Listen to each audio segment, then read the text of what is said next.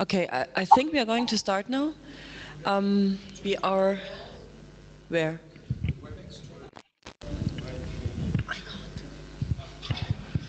I would like to give the first say to Eka, our host. Eka? Thank you, Sandra. Ladies and gentlemen, dear colleagues, dear friends, first of all, I would like to thank all of you for the coming here, being with us, and warmly welcome all of our foreign partners and guests. Here in Georgia, the Ministry of Economy and Sustainable Development of Georgia and my department is a policymaker in the field of telecommunications. And I would like to mention that our main goal nowadays and main priority is to make the internet freely accessible, like open, flexible, and secure to the population and the SMEs and enterprises. So, in second hand, we support of development of the digital economy and internet development throughout the country.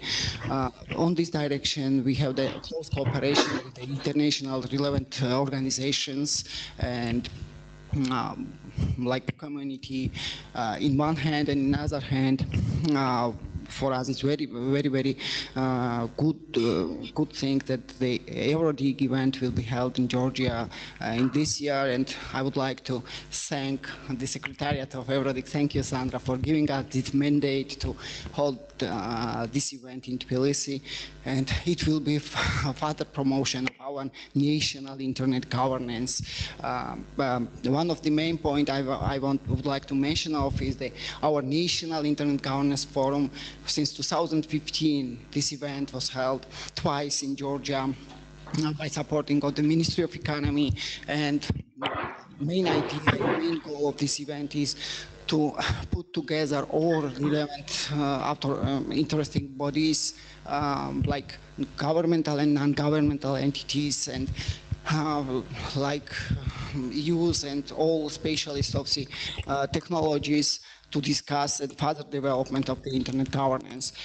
So our discussions today is very important because we are planning to identify the main subjects of the next EuroDIG, and I hope all of us will actively cooperate today. So thank you very much for coming again, and I wish you successes in today's work. Thank you.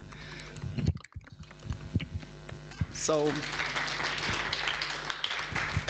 now I'm waiting for Sandra.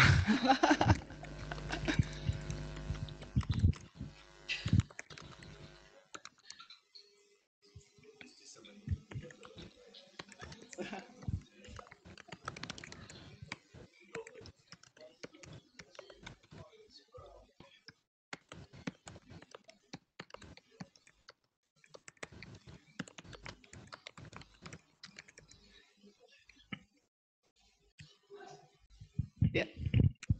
Oh, Thomas, please. So it seems that I'm next. Hello. For those who don't know me, my name is Thomas Schneider. I work for the Swiss government, and I'm one of the so-called institutional, we are one of the so-called institutional partners of EuroDIG that are supporting the process, or have been supporting the process since the beginning. My government has been hosting, together with the EBU, the European Broadcasting Union, who's another institutional partner, we have been hosting the second EuroDIG in Geneva in 2009. And we think that it is important to have a pan-European, and not just EU, but actually pan-European dialogue on internet governance with all the stakeholders from all the countries in Europe, including also this region, of course. Southeastern Europe is a very important region also for us, because there are some different challenges in this region that we should not forget in Western Europe. And so we're very happy to be here in Tbilisi. It's my fourth time in this very nice city.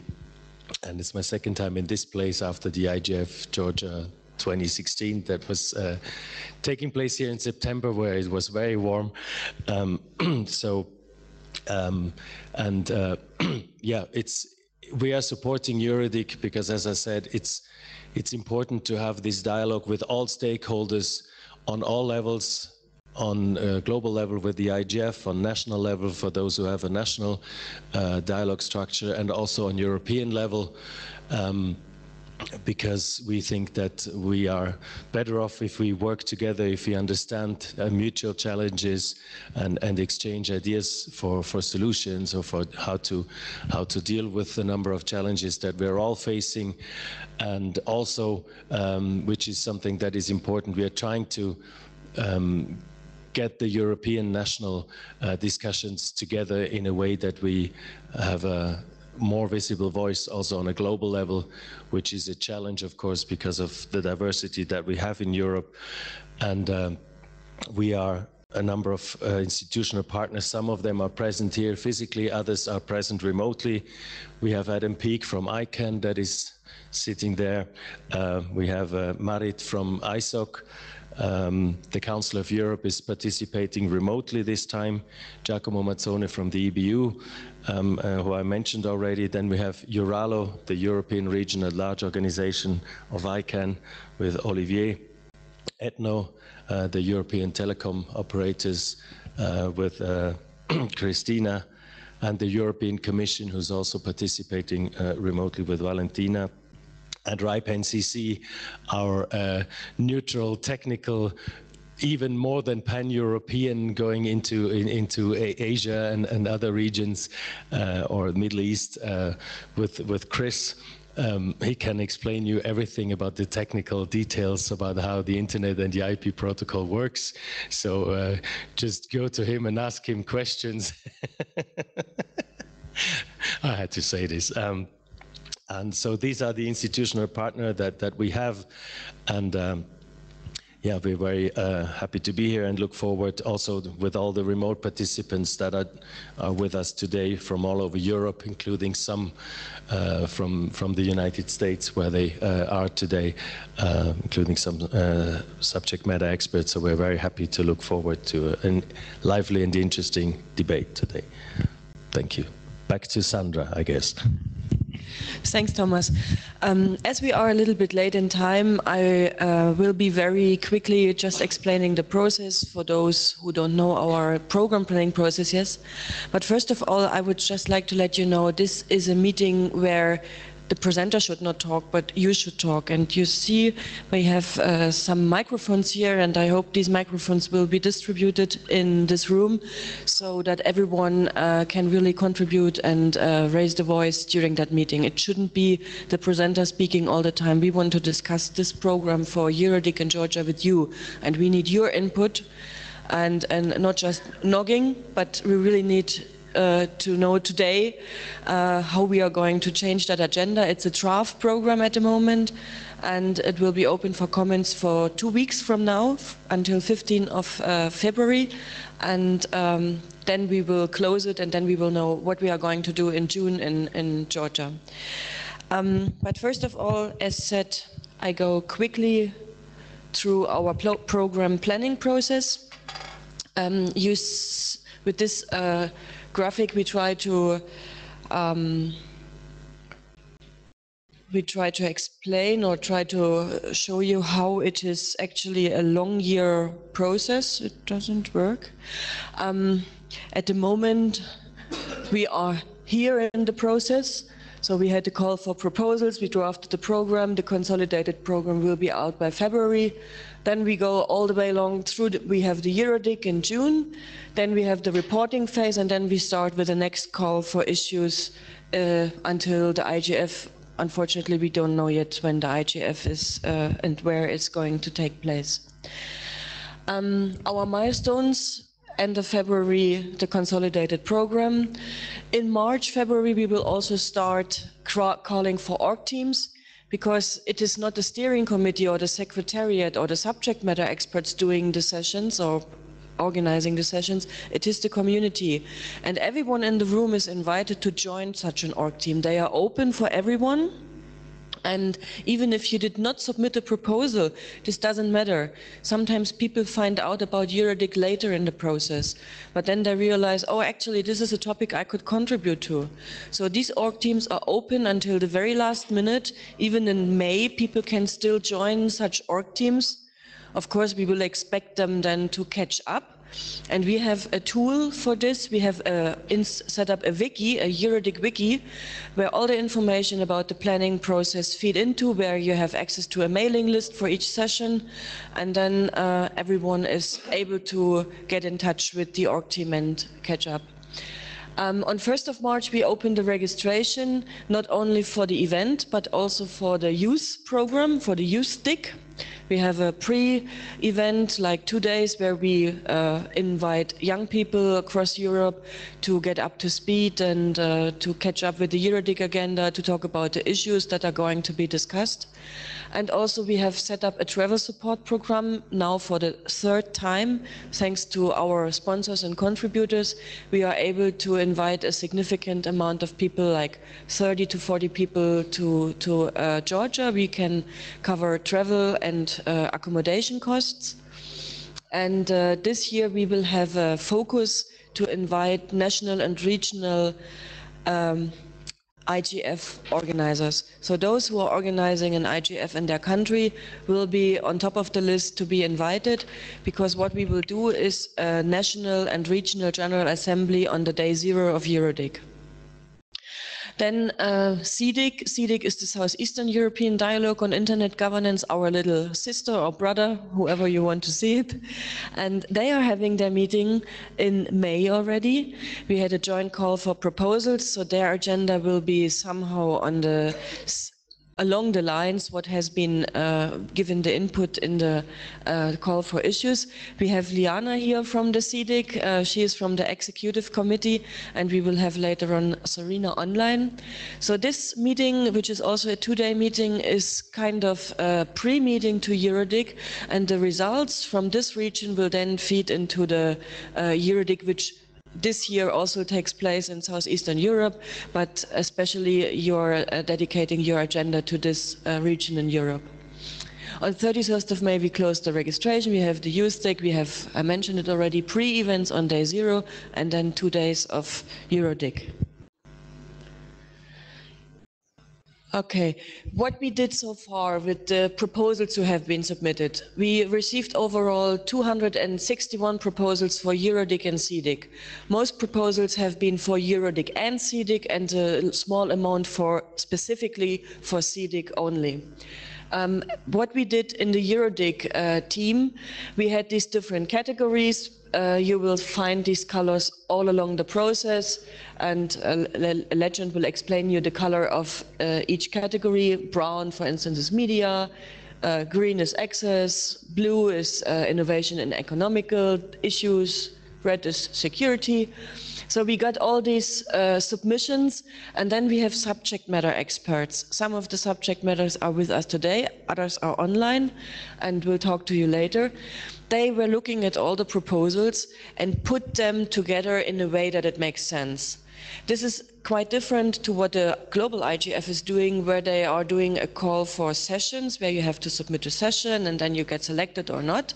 We are doing a different approach. We say we want to ask for proposals, what should be discussed, and then we merge them in a way that subject matter experts thinking it might sense. So they cluster them in subtopics, and sometimes it happened that an access proposal is merged in an economy session, or a security aspect should be discussed also in an innovation session. This is on purpose because we don't want to have the same people from the same group talking to each other. We really want to facilitate a multi-stakeholder process. And we believe this can only happen when not the human rights activists stay among themselves and discuss the issues, what should be done. No, the human rights activists, they should also go to innovation or to security sessions and contribute in a way that there is really, that there are different views are coming together. Then subject matter experts will, recommend what could be a plenary, what could be a flash, what could be a workshop. And this is actually where we are now. We have this recommendation from the subject matter experts. And after the review of the program, of the draft program for the 2 weeks from now on, we will reconsult with subject matter experts. We will incorporate the feedback from the community. We will reallocate the proposals, and we will come up probably with a slightly different program than we have it today. And then we will open the call for org teams. The best way to get involved, or I mean with submitters, we will communicate directly because we have their email addresses, but everyone else will get all this information when subscribing to our newsletter. All the calls to action are distributed via our newsletter, but also via social media channels in order to spread the word a little bit more.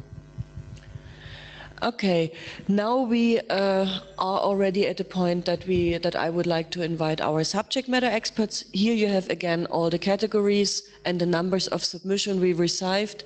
We received. That's an old mistake, and they're making jokes of me. So those subject matter experts, some of them are here, others are online, will speak to us in a minute. Sometimes we changed the category because when a proposal was made in a category where we thought it's probably better in another category, then this was shifted. But this shows the way how the people actually choose the category and how many proposals had been submitted in each category. So, and in the sake of that some people are sitting in Los Angeles and waiting to get to bed, they just stood up for us to present. We will start with the category human rights.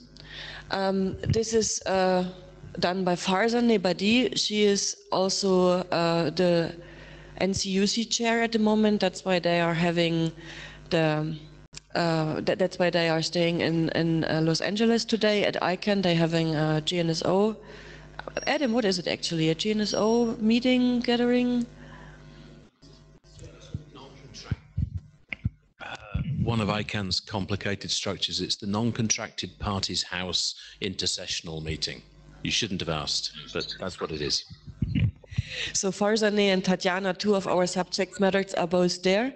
And is Farzi, she's online, I see. And Farzi, the floor is yours. If you would try to speak up and we reconfirm that we hear you.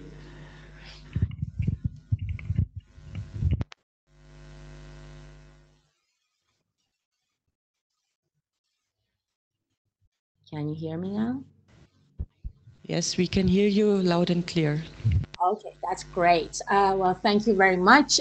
Just a small correction. I know it is very complicated, but I have recently been elected as a non-commercial stakeholder group chair. So the NCUC chair is someone else, just correcting that so that the NCUC chair doesn't kill me. But I am the non-commercial stakeholder group chair, but I am the subject matter expert on human rights cluster for EuroDIG. I have been in that role for the past, I believe, 2-3 years.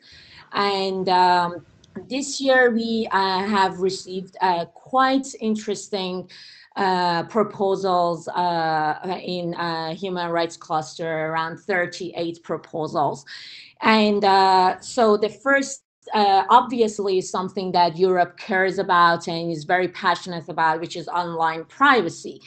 But online privacy, this year, we noticed this change from talking about the problem to going to finding the solution. So we titled it, which is a working title, as Online Privacy, Old Problems, Emerging Solutions. The proposal under this topic are about how can we make privacy protection more actually transparent in products that we use on the internet and in Internet of Things. And also they talk about privacy through cryptocurrency And these proposals are not about regulation, but also about other innovative aspects of protecting privacy online. So this is one of the clusters that we considered, and quite a couple of proposals go underneath that.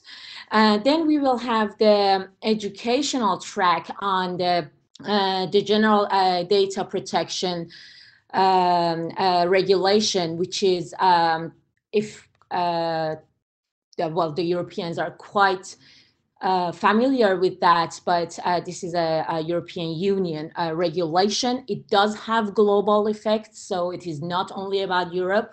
And a couple of workshops were about that, and we think that it is quite timely to talk about it in the educational track, how the businesses are going to deal with this, how the activists are going to use it for advancing the rights of the internet users online with regards to privacy.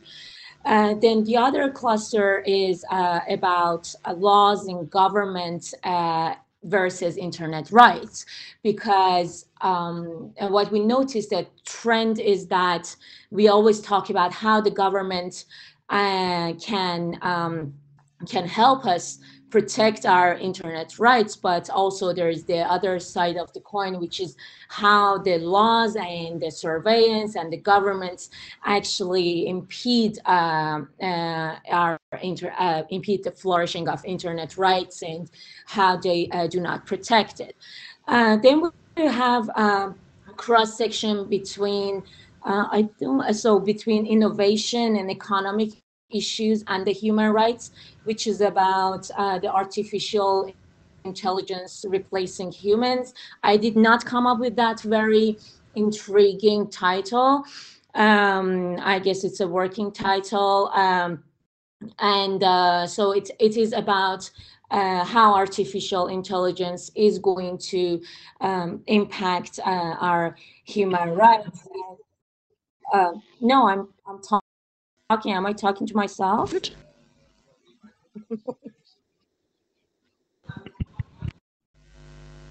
You're back again. You disappeared for a while.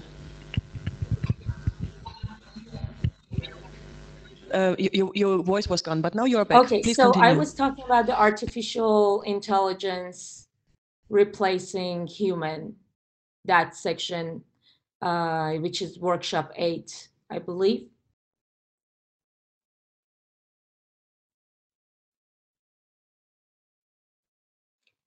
And now I can't hear you.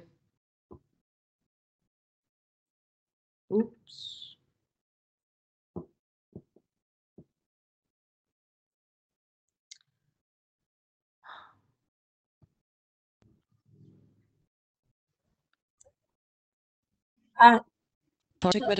Farsi?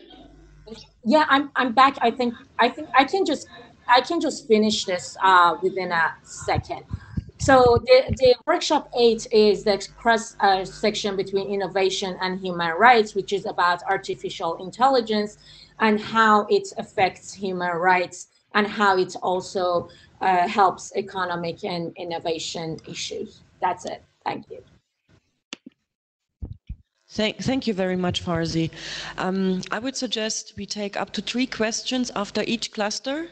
And I would like to invite the people in the room to comment or ask Farsi as long as she's here, because she will then go to bed soon and will not join us for the whole day. Are there any questions, comment on the human rights issue and clustering? Giacomo, please.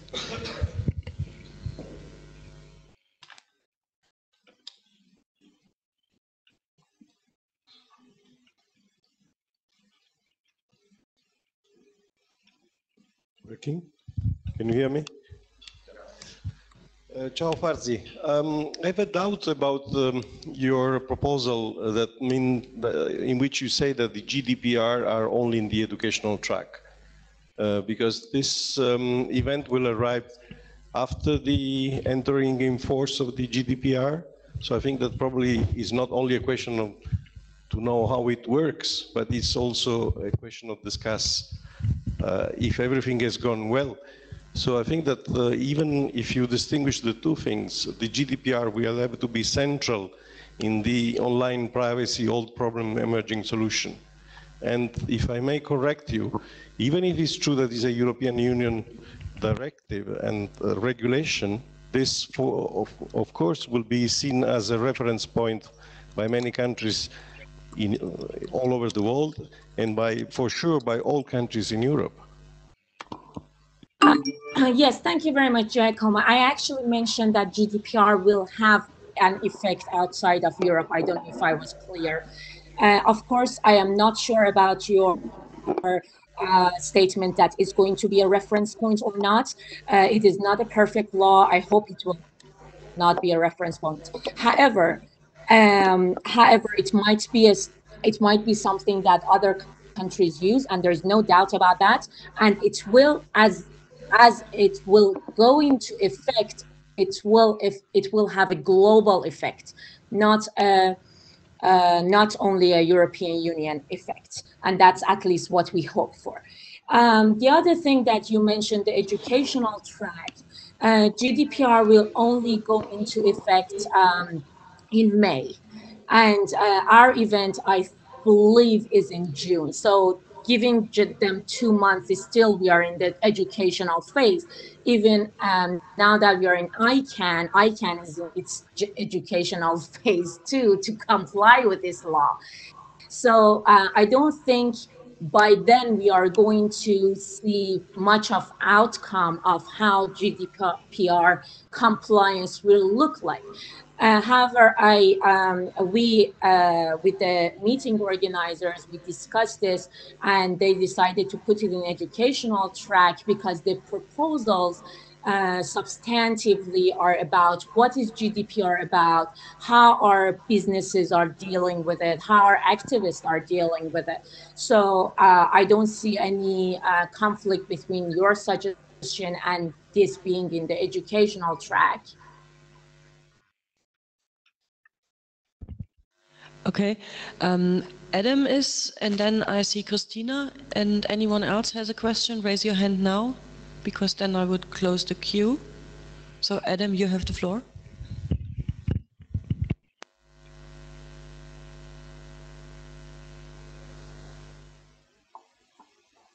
Try again. Yes, hi, good morning, Adam Peak, and I'm here on behalf of ICANN. Thank you. Yes, similar sort of questions to Giacomo, that I think that this actually, if anything, it may even elevate itself to become a main session or a plenary session. I can't think of any issue that is larger and more important for Europe at the moment. We have the law being implemented on the 25th of May, and we're meeting however many days after that, 9 or 10. Certainly it's affecting the 47 nations of the Council of Europe who've been adopting these regulations over the past few years in their previous forms.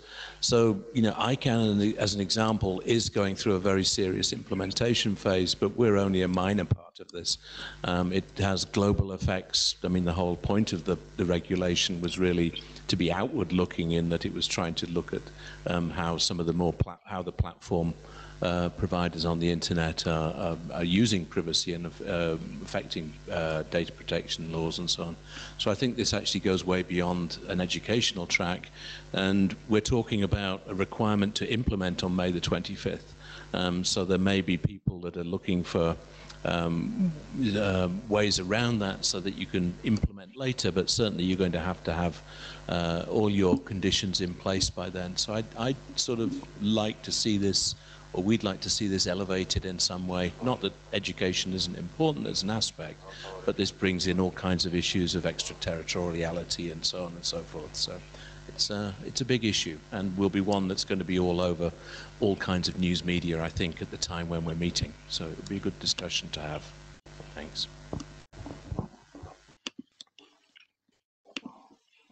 I'm going to respond to that. I'm going to be very brief. As I said, this was not necessarily my suggestion. However, I do not see a problem with it being an educational track. Educational track, as you said, Adam, is not on its own unprivileged category.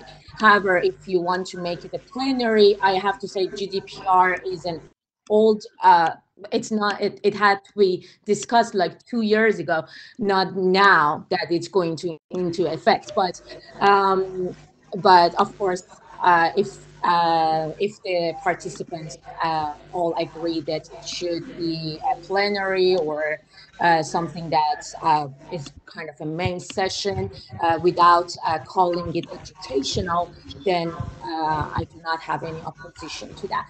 I wanted to make one more point about access to content. We had a couple of proposals about online content regulation, which we have spread them around in the category of access. And these are really important proposal, and online content regulation is a very timely topic, especially with all the calls for regulation for fake news and all sorts of things that are happening that can hamper our freedom of speech. So I just wanted to note that these proposals are there. They're just distributed in other categories. Thank you. Thank you, Farzi. I might just add, because when we were drafting or putting together the recommendations from the SMEs why GDPR ended in an educational track, we believed that when drafting the program that GDPR will somehow an underlying issue in many of the sessions. Many participants, when discussing the issues, will always refer to GDPR, and we thought it might be good to summarize first. That's why you will see it later. It is also very early in the program to summarize that first, bring everyone up to speed, also those who are not so familiar with the GDPR, where the issues are, etc. And then we always had these issues that you had an underlying issue which was not maintained as a plenary or as a workshop, but it was constantly coming up in each and every session. Just for you as a background, why we put it in an educational track and not in a workshop or in a plenary. But as said, I took note of that, and that's up to the participants here in the room and to the others to decide. Christina, you have the floor, please. Yeah. Just on online content regulation, I think I might have missed it before. I wonder if you could just develop a bit what the proposals were about, that what type of regulation?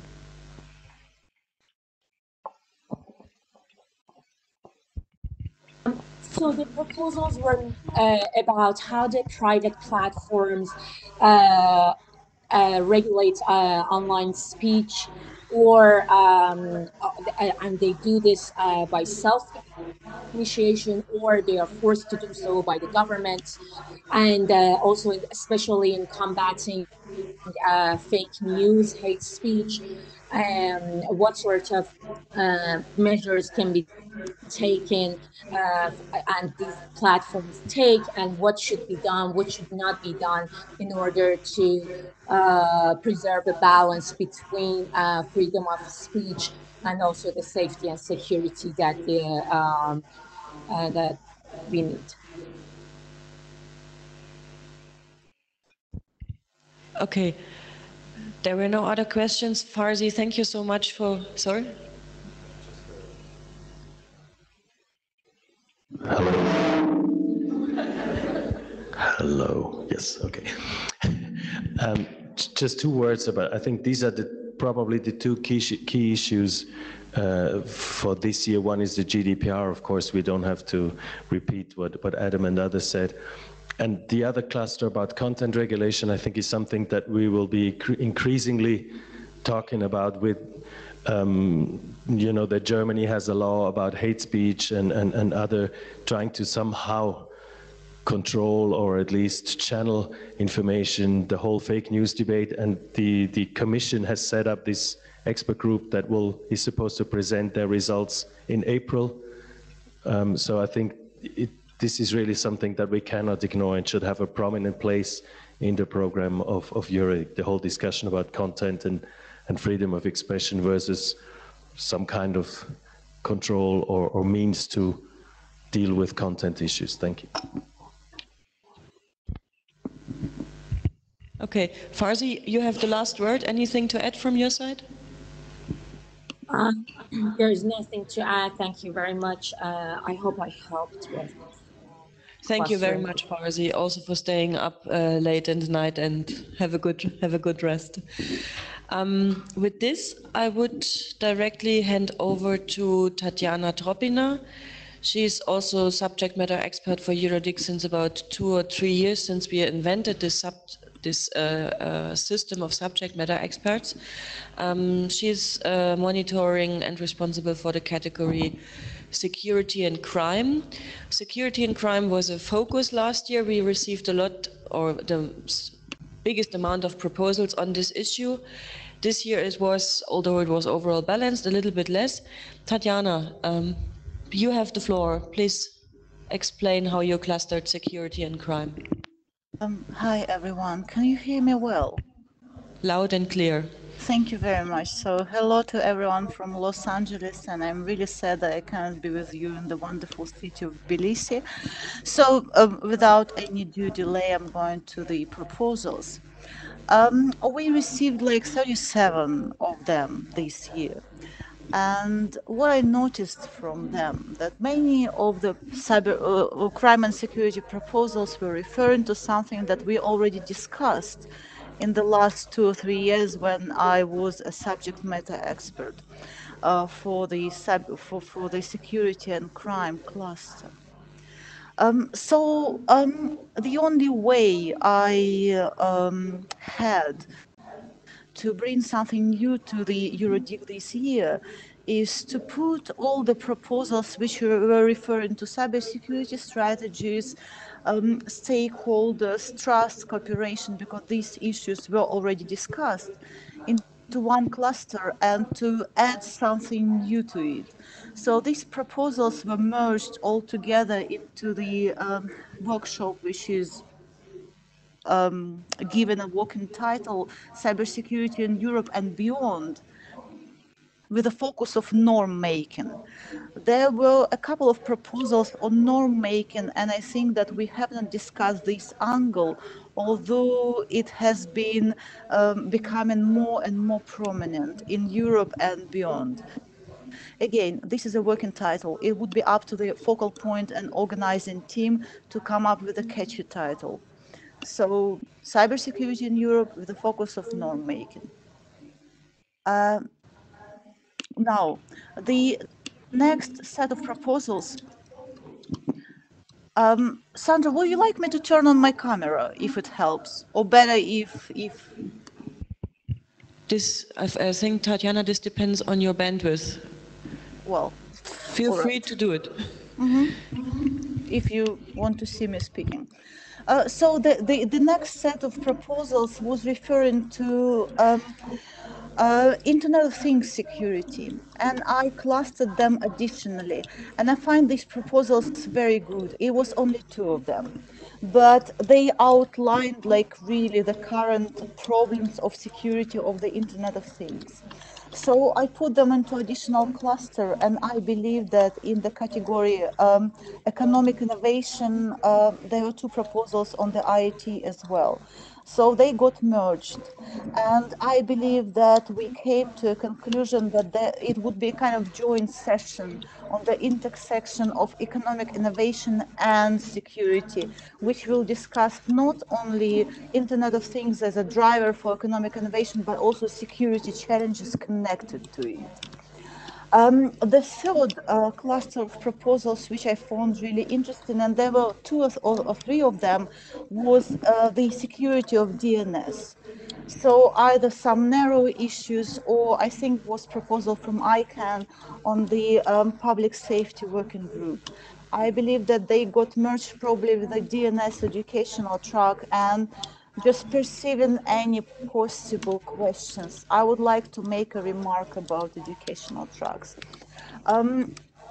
For 2 or 3 years, I witnessed very interesting educational tracks which are discussing very specific technical issue. Like, for example, we had security educational track, blockchain educational track, and so on and so forth. And sometimes they're even more interesting than plenaries, because plenaries are very general. Sometimes you have too many speakers. At the educational track, people can deep dive into the issues. So I believe that we merge the security of DNS into educational track. For DNS, I might be mistaken. So this is all for the workshops. We have only one standing alone cybersecurity workshop. We have workshop on the Internet of Things where security challenges would be merged. I believe that this workshop will have two colors, blue and red. And so also there were several proposals which warranted a flush. One of them is cybercrime and digital investigations proposed by Council of Europe. It was a standalone proposal. If there would be any more proposals referring to cybercrime, I would have suggested to make it a workshop, but I believe that Council of Europe can perfectly organize a flash session discussing cross-border challenges for digital investigations. Another standalone proposal was about reaching a small and medium enterprise on cybersecurity and challenges in this regard. And the author of this proposal came with a very developed structure and with a very particular challenges he wants to discuss, and what is more important, with the practice in this area. So I thought that this would also warrant a standalone flash without merging this proposal to anywhere. And another issue, and I believe, was it actually in my category? I believe that it was transferred from somewhere else, the role of certs in the, no, it was in my category, the role of certs in cybersecurity community. So that's basically it. It's really different from the last year where we had big cybersecurity plenary and 2 workshops and educational track. This year it was rather straightforward, like 21 proposals were just got merged into a workshop. So I'll happily accept any questions you might have, bearing in mind that it's almost 11 p.m. in LA, so don't be too harsh on me, please. Thank you very much, Tatiana. And I must say, it's really great. You are almost like sitting in the audience with the big screen we can see here. You don't see it from your side, but I for do. us, I do see that I'm on a big screen, and yeah. It's just great. It's like you would be with us here. So I hope you don't see all my wrinkles and all this. Okay. So also to Tatiana, 2 or 3 questions. Please raise your hand. No questions. Whoa.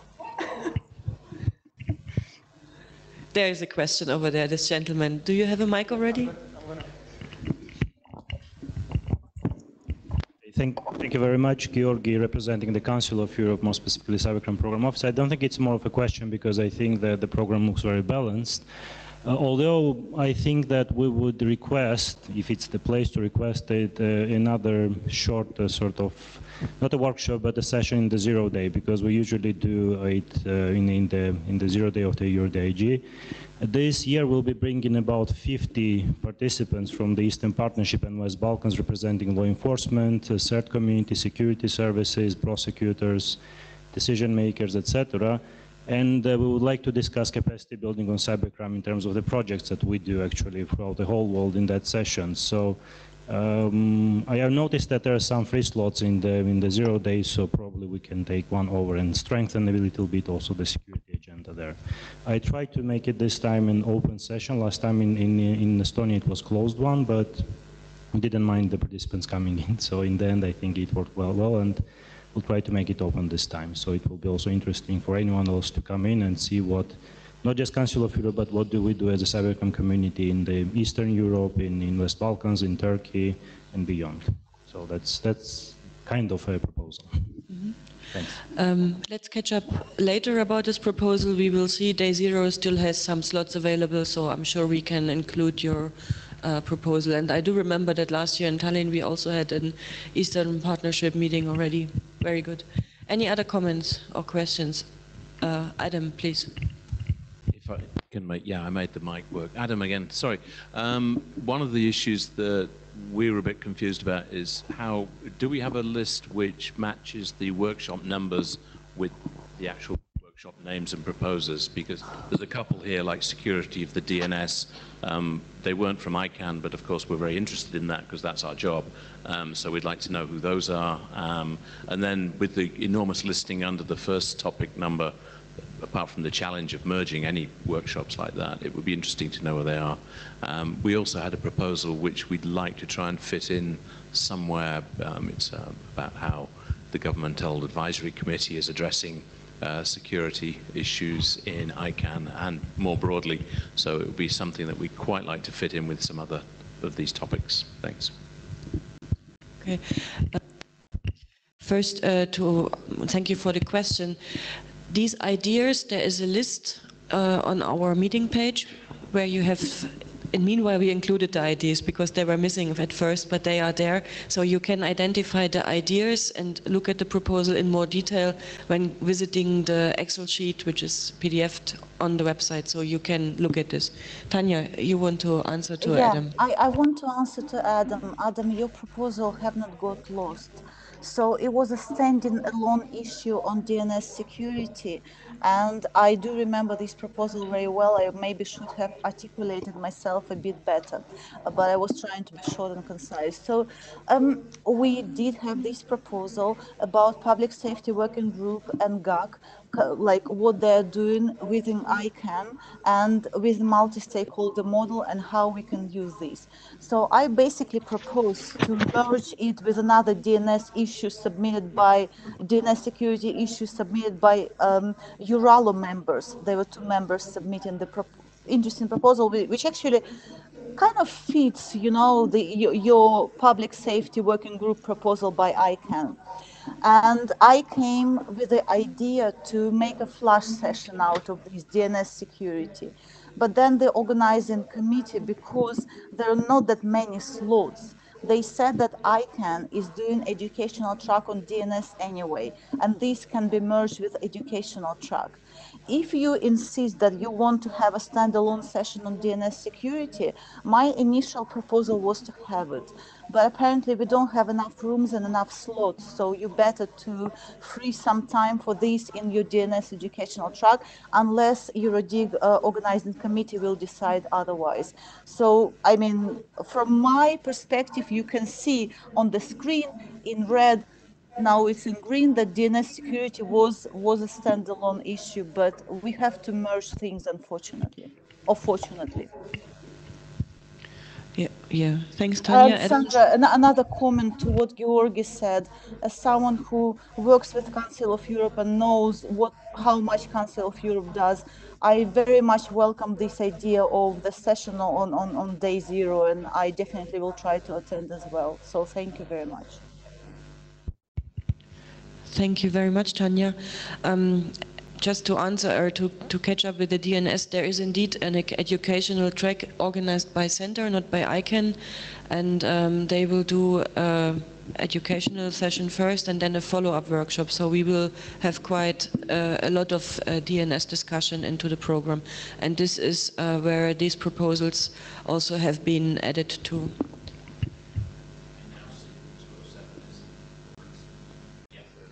Okay, good. Any other comments or questions to the security category?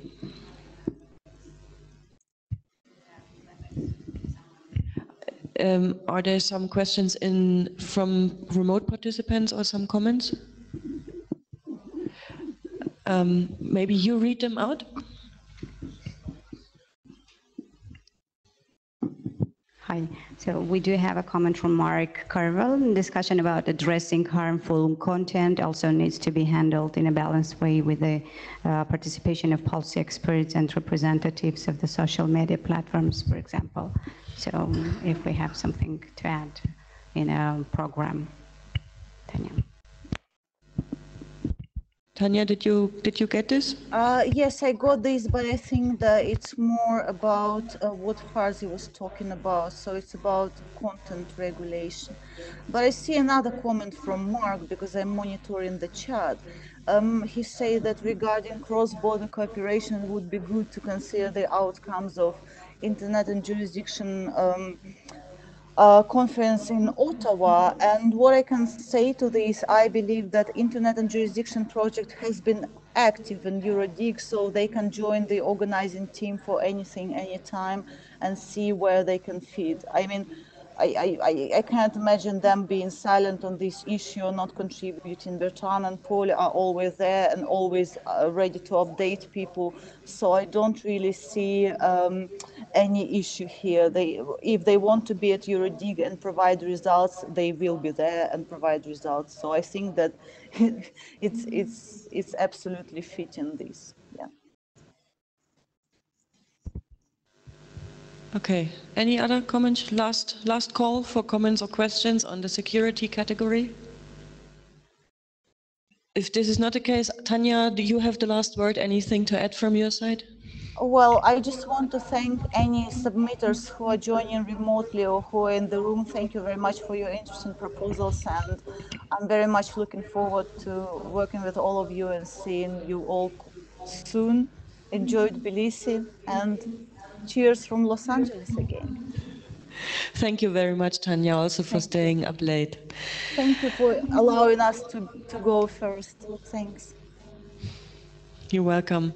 And we will proceed with the next remote participant, which is Zorina Teleanu, Diplo Foundation, but also SIDDIG ExCom member.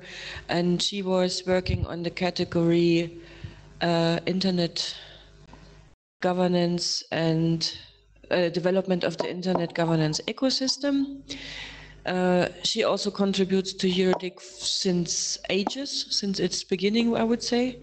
And she is sitting in Malta. She also cannot be with us today. Zorina, you have the floor. Good morning, Sandra. Hello, everyone. I hope you can hear me. Yes, we can hear you loud and clear. And I can try to switch on my camera as well, so let's see if that works.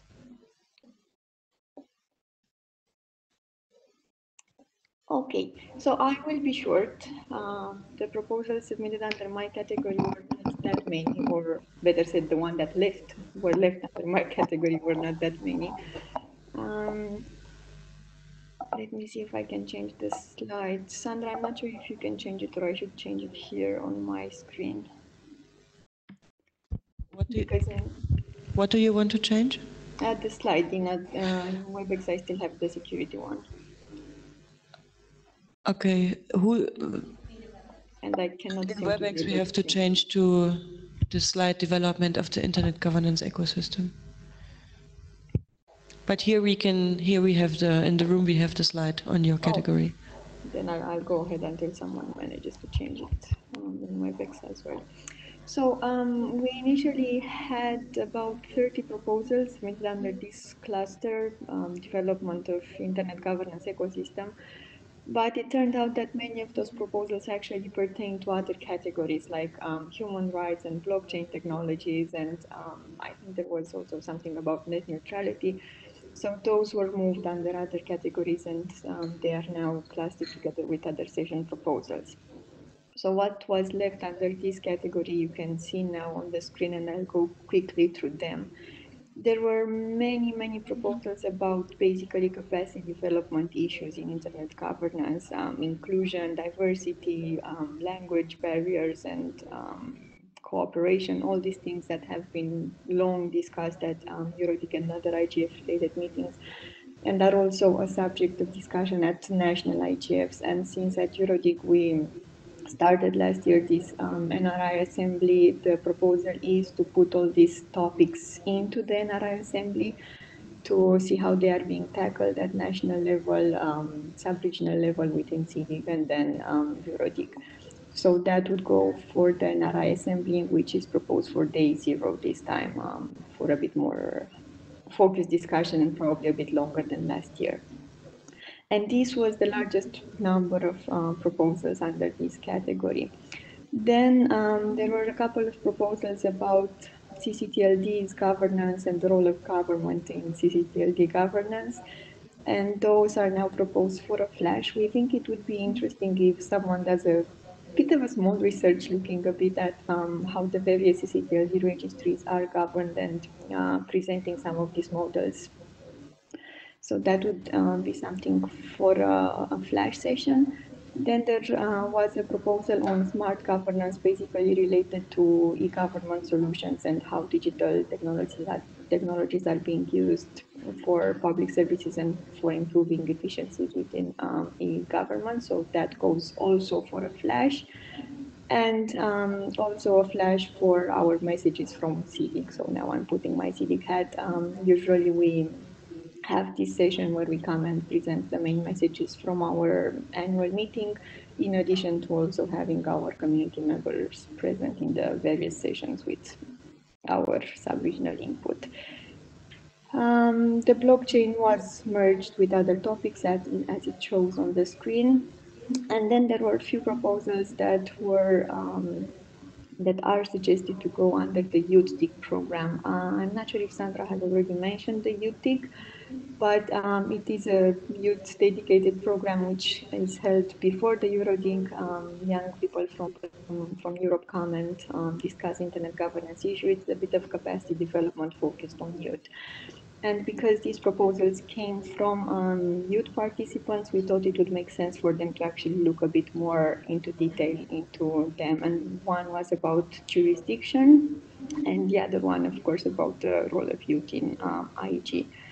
And this was it from this category. Happy to answer any questions or concerns you might have. Thank you very much, Serena. And I hand over to the audience for questions and comments. Chris? Hi, thank you.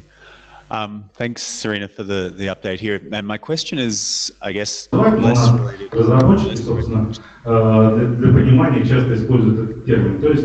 Если появляется некая задача, которую нужно решить, она специфическая для оператора, вот, нет необходимости. That's not me speaking German. Not me either. No, what I was going to say, and because I guess it probably fits into the development of IG ecosystem,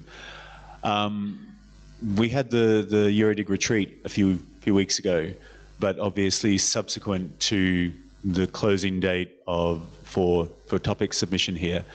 One of the things that was discussed a bit in that as a possibility was some part of the program being devoted to talking about the role of EuroDIG going forward, what EuroDIG looks like since we've reached the 10-year mark, and there perhaps would be useful to have some community discussion of what's expected and wanted out of EuroDIG, what role EuroDIG should play, how EuroDIG should fit into the global IG ecosystem. I'm presuming there weren't actually any submissions during the submission process on that. But I'm wondering, I guess, the question might be to the Secretariat, was that able to be considered for inclusion in the program, or were we regarding that as not possible for consideration since it didn't come in during the official proposal period? Sandra, I can also say a few words, but you go first.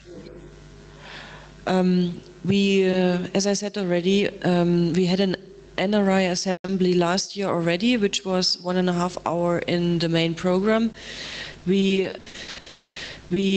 considered this year that a pre-event on day 0 would be the better format, and dedicating 3 hours to that pre-event, and inviting with the travel support program, giving a focus to NRI coordinators so that travel support would not hamper them from attending EuroDIG in Georgia.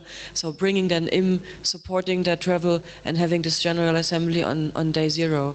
And what we are going to do on this General Assembly, this is not yet decided. Once the program is consolidated, we will start working with it, and institutional partners are very much invited to contribute to this session. Serena, you have something to add? Thank you, Sandra. Just quickly, in case we won't have many people around on the day 0 to look a bit more in depth into the plans for EuroDIG going forward, just wanted to share with you that this is something that we're also looking into at SIDDIG, and we added this specific part as in SIDDIG moving forward and feeding into other processes just before our closing. So maybe this is also something we can consider, if not as an additional session, just short subject for discussion at the closing session. But but that's for, I guess, a later stage. Any other questions for me? Yes, Marit raised and then Giacomo, and who else? Then raise your hand now. Okay, Dima. Yes, so this is Marit from ISOC, Internet Society. I just had a very minor comment. So you have the e-government flash session there, and just to note, so in the economy and innovation cluster, we have a workshop actually on what we called something like digitizing services and European industries. So there were several proposals on digital services for citizens, including public services. So it might make sense that this will be integrated into that bigger session. Thanks. That sounds like a good proposal. Thank you. I have a question that is not for Sorina. Ciao, Sorina, Giacomo speaking. The question is for us, we will discuss about the date zero as a separate issue, or we are going to talk now? Because we have many issues that are going to date zero. Once we are looking at the overall program, day zero meanwhile is an integral part of the EuroDIG program, and we will also look at day zero the same way as we look at day one and day two. Okay, because for instance, I think that on the NRI session we need to have a more in-depth reflection, and I subscribe totally what was being said by Chris, that we need to have a separate moment for EuroDIG before to discuss with the national IGF.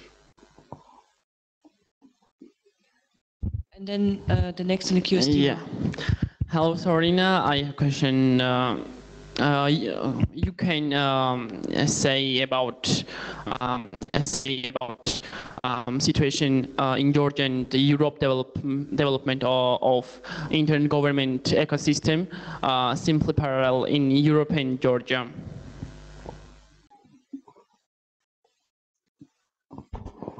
I'm not sure I got the question. I'm sorry. Can someone help me with this?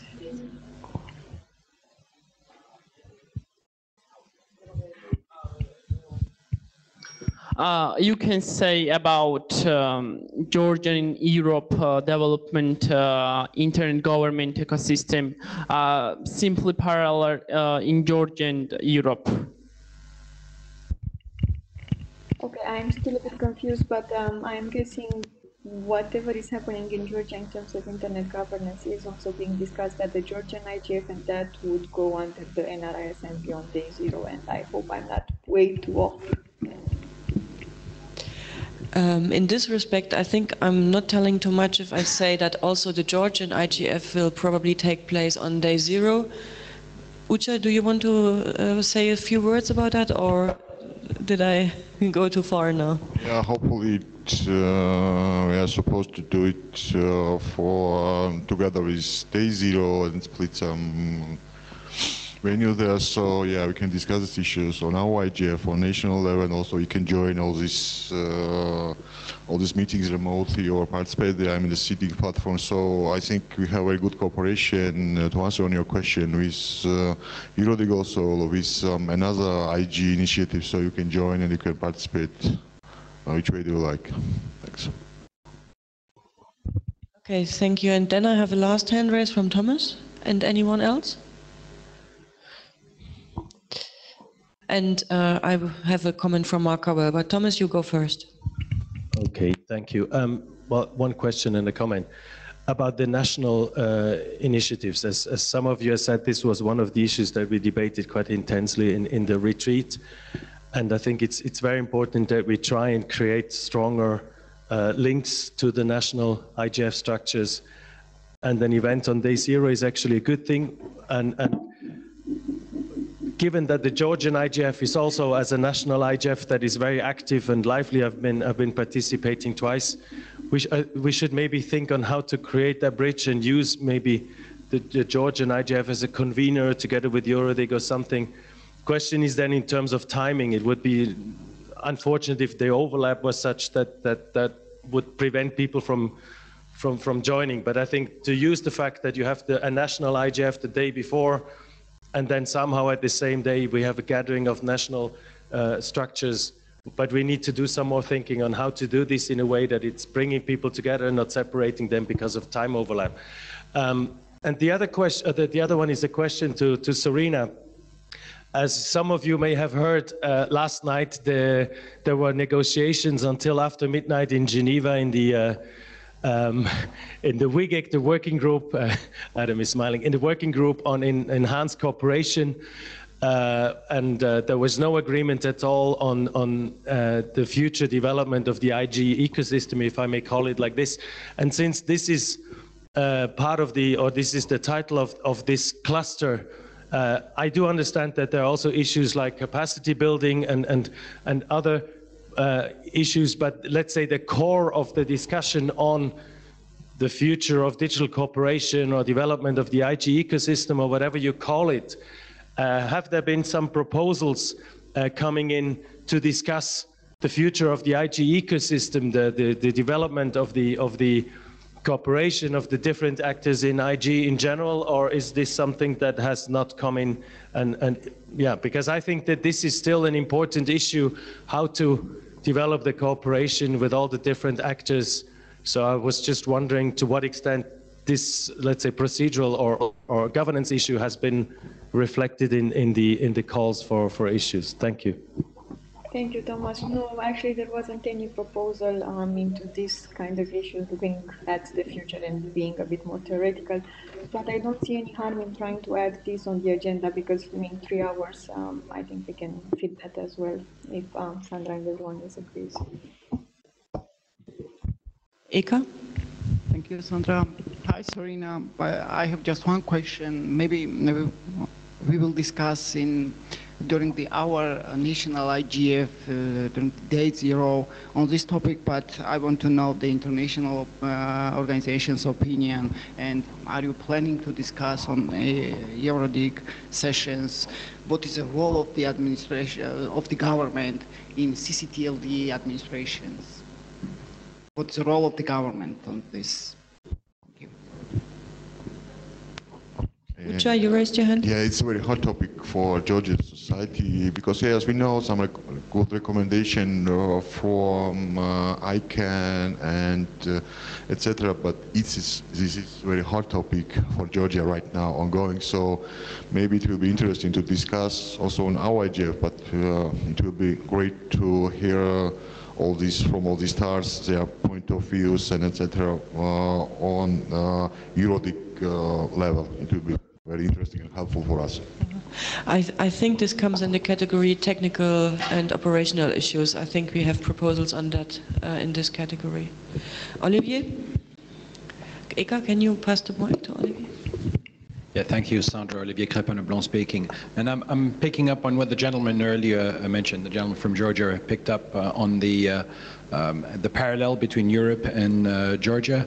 I think the gist of your point was that there needed to be a Georgian perspective on these panels, and perhaps a parallel between the way other European countries are dealing with the issues and the local issues. So perhaps when making up the panels, there should be local representative or local participants from Georgia to be able to share the local perspective as well as the European perspective. Olivier, you mentioned a good point. Geographical balance in the session setup is very important. Subject matter experts and the Secretariat are looking at it, but we should of course need to know whom from the Georgian community can speak about which topic, and here we need the help from our Georgian friends. And we have a good network already here, so I'm sure we will have good representation on this. Adam, was this a hand raise or? Yes? Thank you. Yeah, will there be a chance to talk about the points Thomas raised later today about, the importance of discussing how we're going with this internet governance ecosystem generally, because the discussions yesterday in Geneva were very relevant. The conflict or tension between multi-stakeholder and multilateral isn't going away clearly, so this is an issue that's very hot and current, and probably for later in the day if we can, I suppose.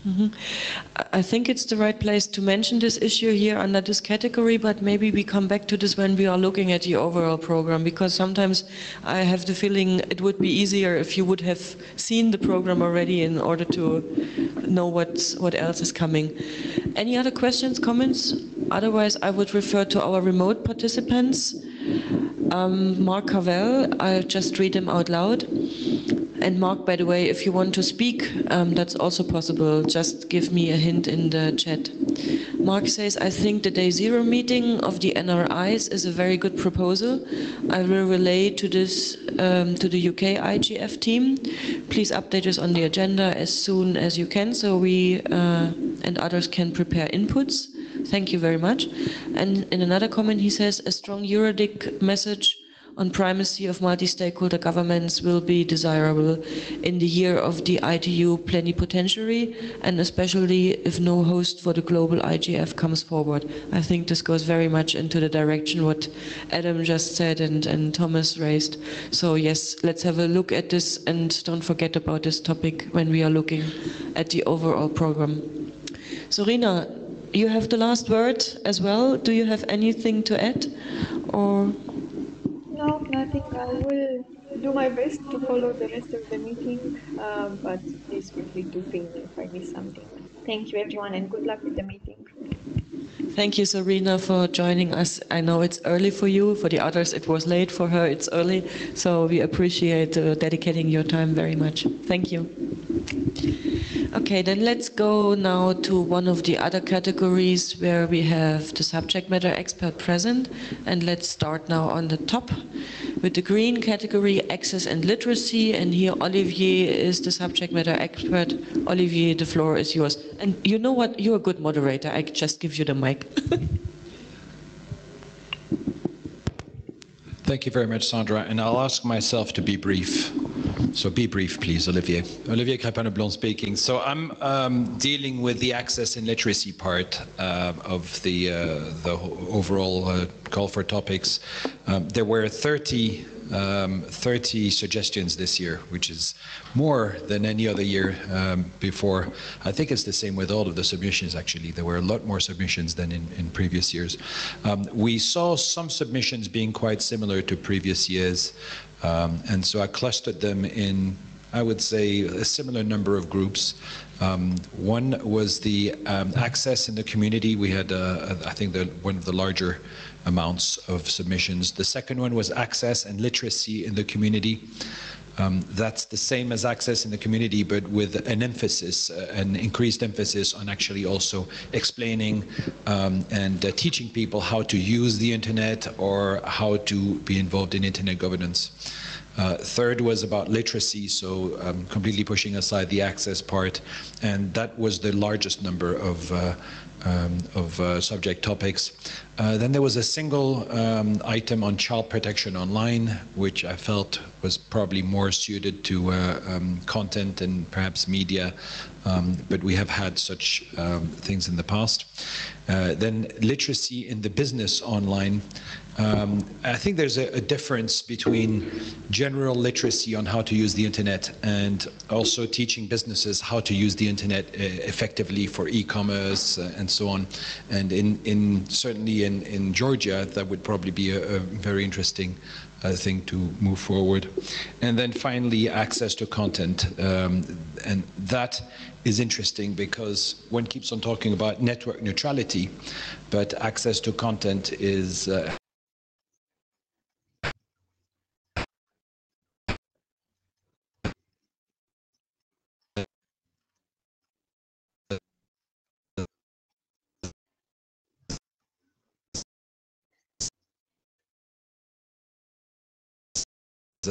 with content, having these sort of single search engines that everyone. Looking at the actual topics, the one that struck me as being the really the one that falls very much in line with what's been happening locally is access in the community.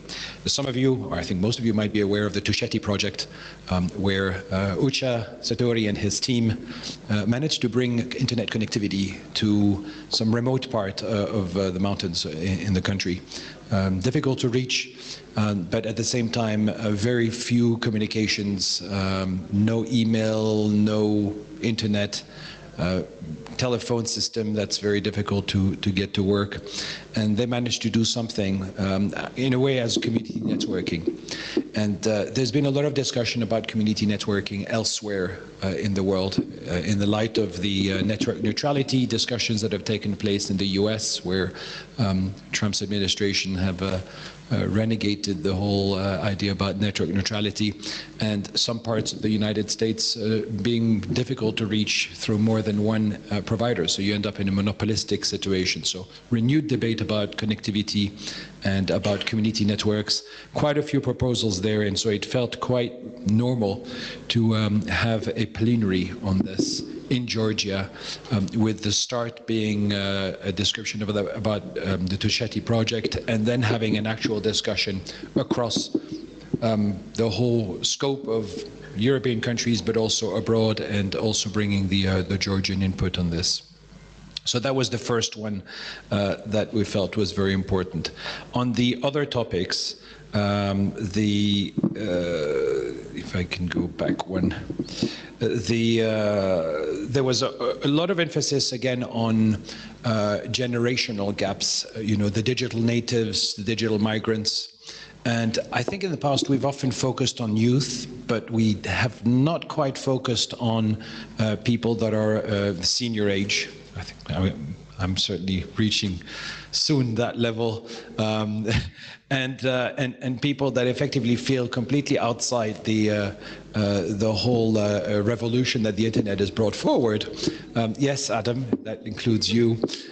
Still not using the internet, and so because there were several proposals on that, we felt maybe it would be good to have this as a day zero event and call it "Don't Forget Silver Surfers," digital inclusion and literacy focused on seniors, and there are quite a few proposals that came along with that. So that is proposed as a day zero event, which effectively is starting to make the EuroDIG an event that starts stretching a bit more. It might be. It used to be 3 days, or well, it started 1 day, wasn't it, first?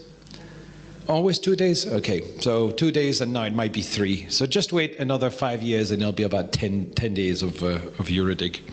People will be sick by the end of the EuroDIG. So that's the second one. And the third one was, because of course we have to share with all of the other topics out there, the third one was seen as being potential for a workshop, and that's to do with the platform and data neutrality. And that has to do effectively with access to content and with the current monopolies that we're seeing in the GAFAs, you know, the Google, Amazon, Facebook, and what was the last A again? And Apple. That's right, Apple, yeah. Well, Apple is maybe on the side, but as far as content is concerned, there's been renewed discussion going on. I don't know if anybody of you have heard about the recent points that George Soros has shared a bit at the WEF, at the World Economic Forum in Davos. It was a little bit provocative, saying that these companies are doomed effectively in the long term. No idea whether he's correct or wrong. History will tell. But certainly there is now increased focus on the fact that there are a number of monopolies establishing themselves around the world on specific topics. And so there's concern from some about it. Of course, the market decides, you know, who uses other search engines than Google in the room? Okay, not a single hand. So who uses Google?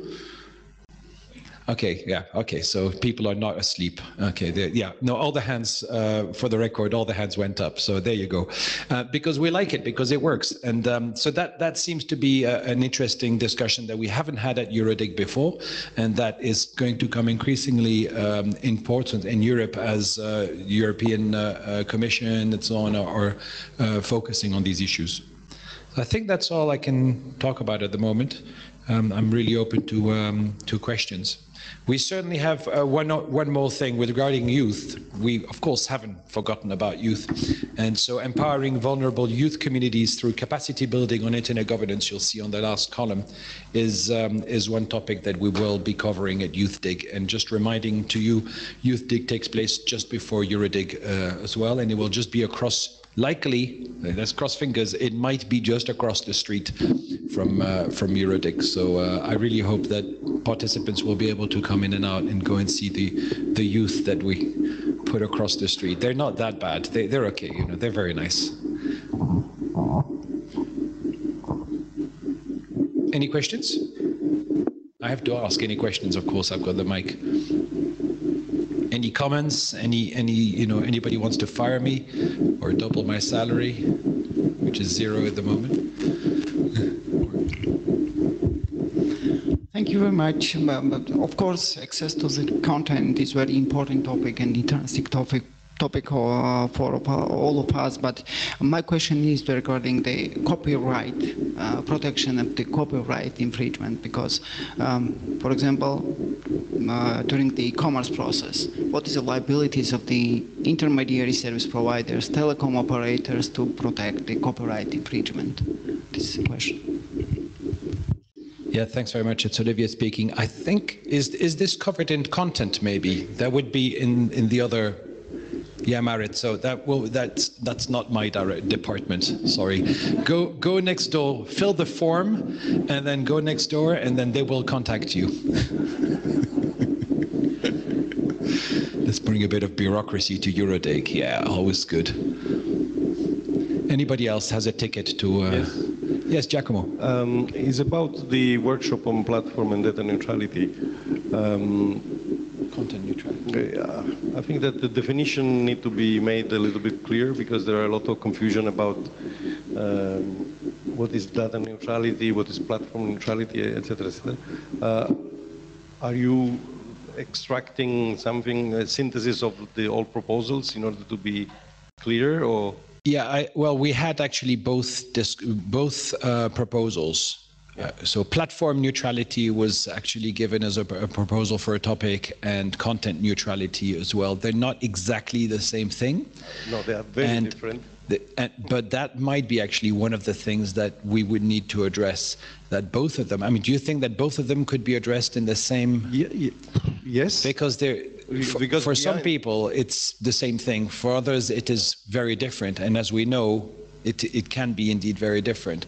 But the overall topic is, let's talk about neutrality of the net without actually focusing on network neutrality, which I think is something we've discussed over and over again. We even had a lovely session where we wanted to write something. Was it in Sofia? Very successful time where Frédéric lost a couple of pounds of sweat during the session due to the pressure going on in the room. But yeah, that's a good point. I think that if you'd like to be part of the organizing team for this, because that's something that will then be done in the next stage when an organizing team comes together to put together that workshop. For sure, we have people at the EBU dealing with that very in deep, so we can contribute. But in the meantime, I suggest that we put a question mark, because it's an open question. We are not addressing both issues prevailing one or the other. So if we had the question mark in the title, would be good. Okay, do you want the question mark in square brackets? No. Sorry, that's a United Nations joke. In parentheses of the equation, yeah. We'll have a question mark. We'll take note, thanks. Any other questions or comments? I don't know if there are any comments online. Anybody? Yeah, Liana. Hello, this is Liana Galston speaking from Armenia, IGF and SIDDIG. So just a comment, not a question, about the access literacy and in the community, access and tools. This should be very interesting to give the literacy in using the tools, especially if we're speaking about the access, giving access to those regions which did not use internet. But now when they are connecting, they need to know how to use the tools to be connected as well. And this is in some linkages with the security as well. And another comment is having the same issue, but with the, as you said, silver surfers. Thus, we did not need to forget about them as well. For example, I thought that my father did not use internet simply because he does not know these tools how to surf there. So this would be very good to teach people, to give them literacy in this aspect. So thank you for including this in the EuroDIG program. Yeah, thanks for this, Liana. Sandra, it says actually access and literacy was merged with other subtopics. Yeah. Which one was the? Because it's the secretariat that then merged it across the different streams.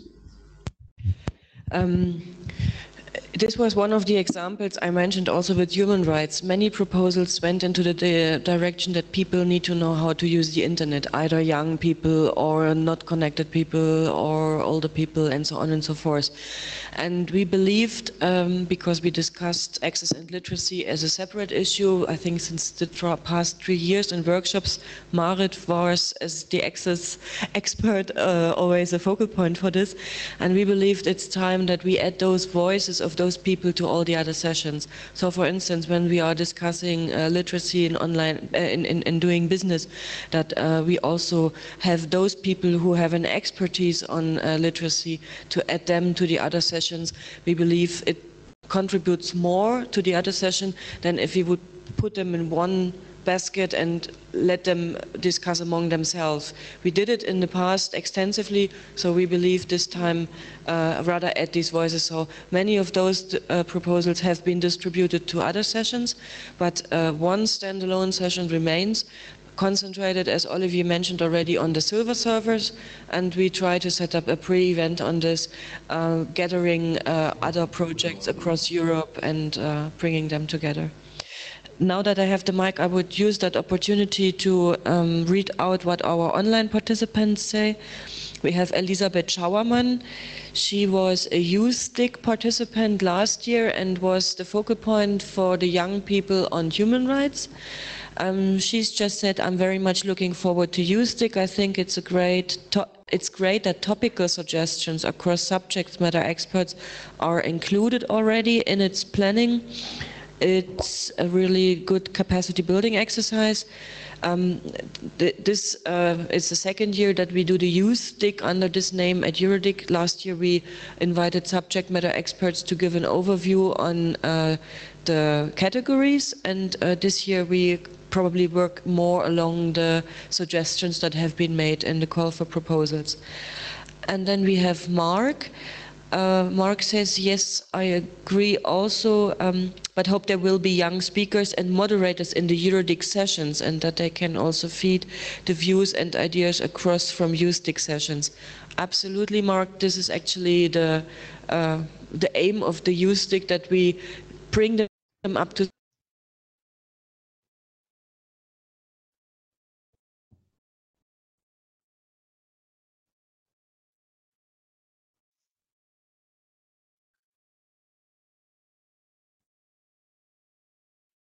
speeds. This is not their way to contribute. We don't know yet, but whoever is listening from the young people, everyone and even young people are invited to join the org teams and also take up responsibility in organizing, moderating or reporting on a session. And when we are discussing use, just to let you know, we are defining use under the Council of Europe definition, which includes people up to 30 years. I hope I'm not mistaken, 28 or 30 years. That's what we consider use. And yeah, Elisabeth mentions that goes in the same direction to include the young people in the program. Oliver, I give back to you. there's electricity here. Just in closing, it's Olivier Crépin-Leblanc speaking. Just in closing, I wanted to just point one thing out about the subject matter experts. I mean, we're not the people that will choose what goes on next in the workshops and so on. All we've done here is just to do clustering across the topics. Beyond that, the work of the subject matter expert is to make sure that the sessions are geographically balanced, that the panels are geographically balanced, that they are also gender balanced, and that they follow the EuroDIG principles. The main EuroDIG principles being you're not going to have a panel of 10 people. The whole thing has to be a discussion between the audience and the people on the stage. And so with 10 people, you'll have absolutely no chance of engaging the audience at all. So we do keep track of this. However, on this EuroDIG, we'll also have to keep a further track exactly on what Sandra was mentioning with regards to merging specific issues with other in other panels and in other discussions. So for example, human rights. We are not having a workshop on human rights because it's absolutely impossible to find someone who's going to stand up and say, I am against human rights. So obviously at that point, you'd just have a session, an echo chamber of everyone going like, oh, we all agree with each other after 5 minutes. And you'd think, okay, what do we do now? It's the same sort of thing again here with access and literacy in the community. Everyone knows that we need to provide access and literacy in the community, and literacy is super important. There's so many people that just use the net because they just know how to use Facebook and that's it. And they just are not able to use the internet to its full potential. In other places, people have no understanding or concept of what the internet is capable of doing for them, whether in their private life or in their personal life or their business environment. So, but this we have discussed in the past, and so if it's just saying, oh, this is what we need to do, well, we've discussed this last year and the year before, it's time for action. But at the same time, it's time for actioning this with other topics that are being discussed. Making sure we've got a component of that in the other topics is the work of, in the other workshops, is the work of the subject matter experts. So I would call upon my colleagues, SMEs, if they could make sure that these issues which are tagged as merged with other topics will have at least some person or some angle in the other workshops, and will have some say into it. I think I've spoken enough now. Thanks.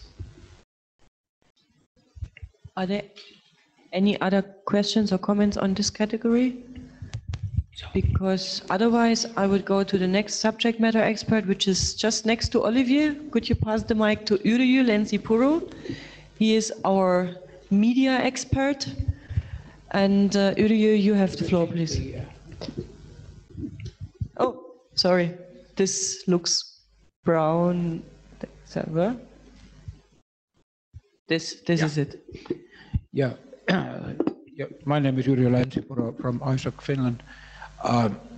The media and content has been with the EuroDIG for a long time as a category. Not in the first one, but then more or less every EuroDIG ever since. And of course, it's all about the digital revolution and how it has affected media and content.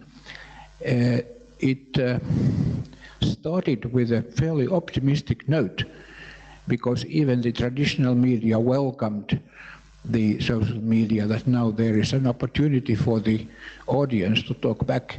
But unfortunately, it has been going into a more pessimistic directions ever since. First, we started worrying about the economic effects and the social media competing with traditional media, and you see on all statistics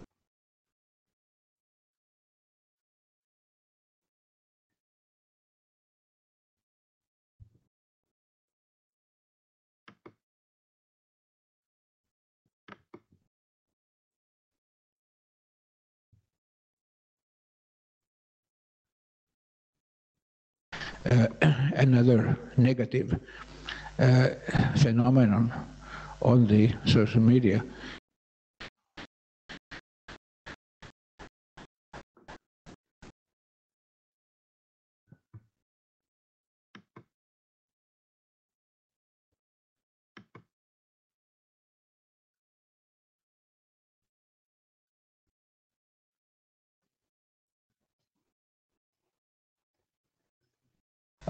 in now, this year, when we got in the proposals on media and content, the tendency was quite clear. I mean, we had the majority of the proposals were about fake news and how to fight it.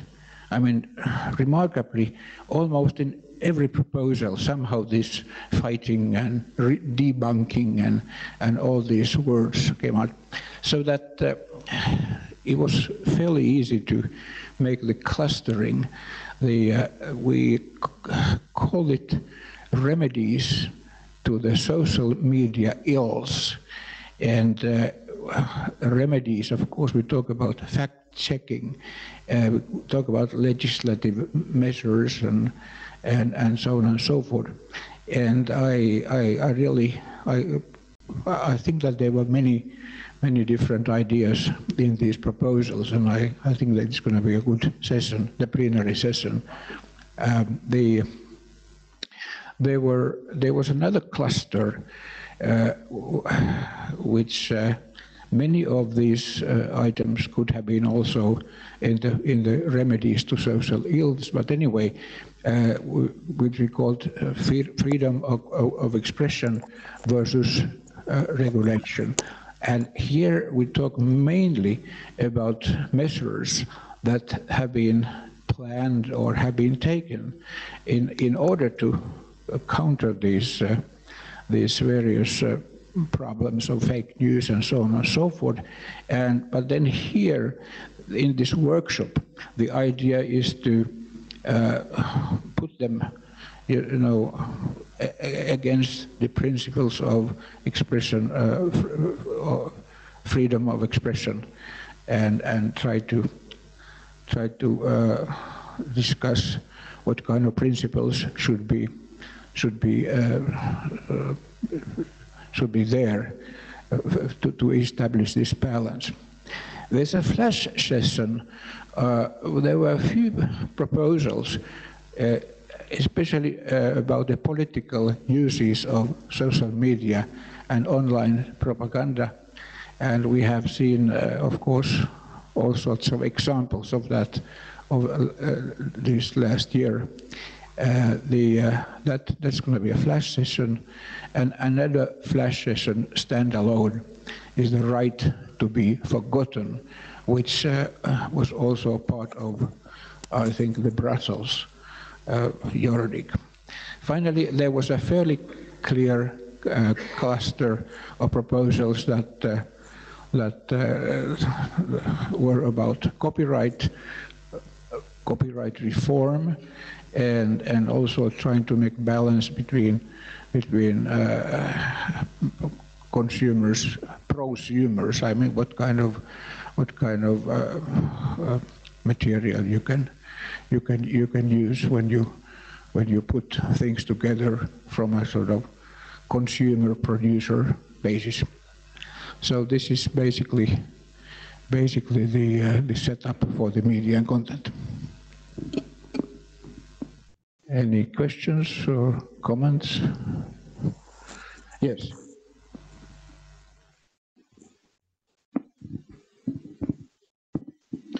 Thanks, Uche speaking. My question is related to push somehow. Georgia is a democracy country, and the region also democracy is quite new. So my question is related, what do you think about to organize maybe workshop, maybe, I don't know, maybe flash, about self-regulation. Self-regulation is something between of freedom of expression and the regulation. What do you think about that, to push and discuss this issue on EuroDIG?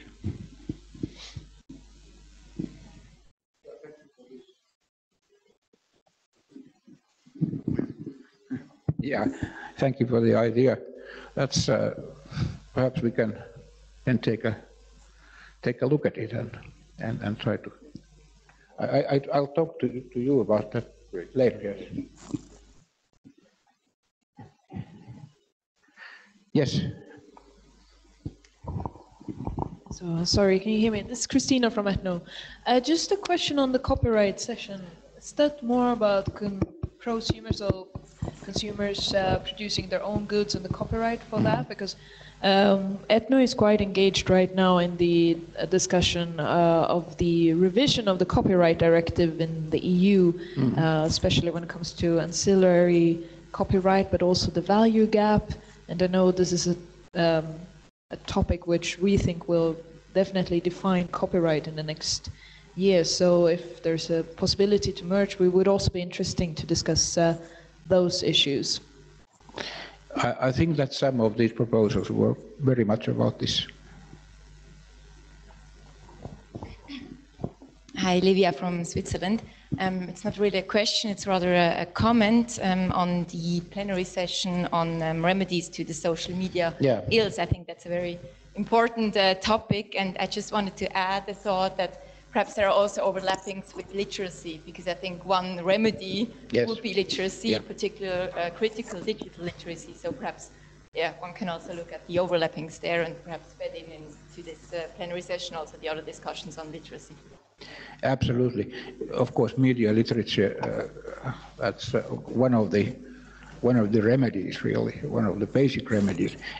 But I think that this is, we have it everywhere. I mean, many of the topics could be in this category or that category. I mean, it's because things sort of relate to others, and any clustering and any categorizing is a little bit arbitrary thing. And also, I think that we cannot avoid a certain amount of duplication. That is to say, probably media literature will be talked about at various sessions. Can I? Hello, my name is Levan.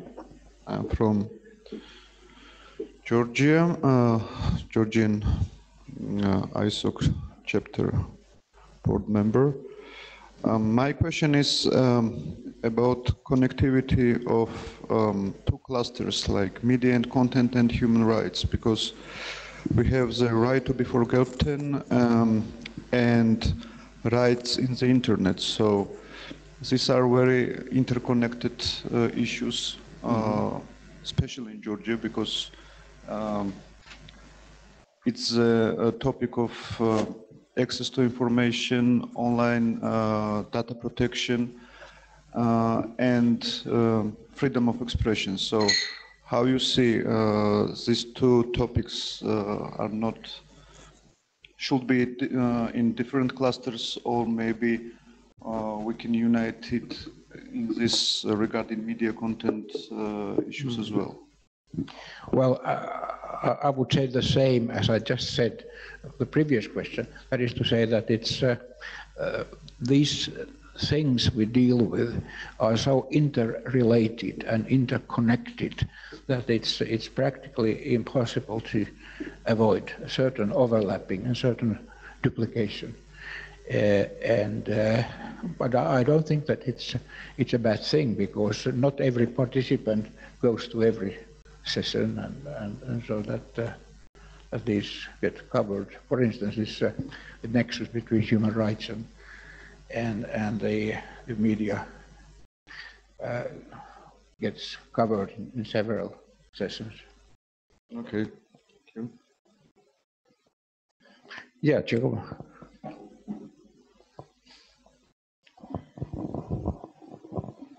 Thank you. Of course, we volunteer for participating to the organization of the plenary.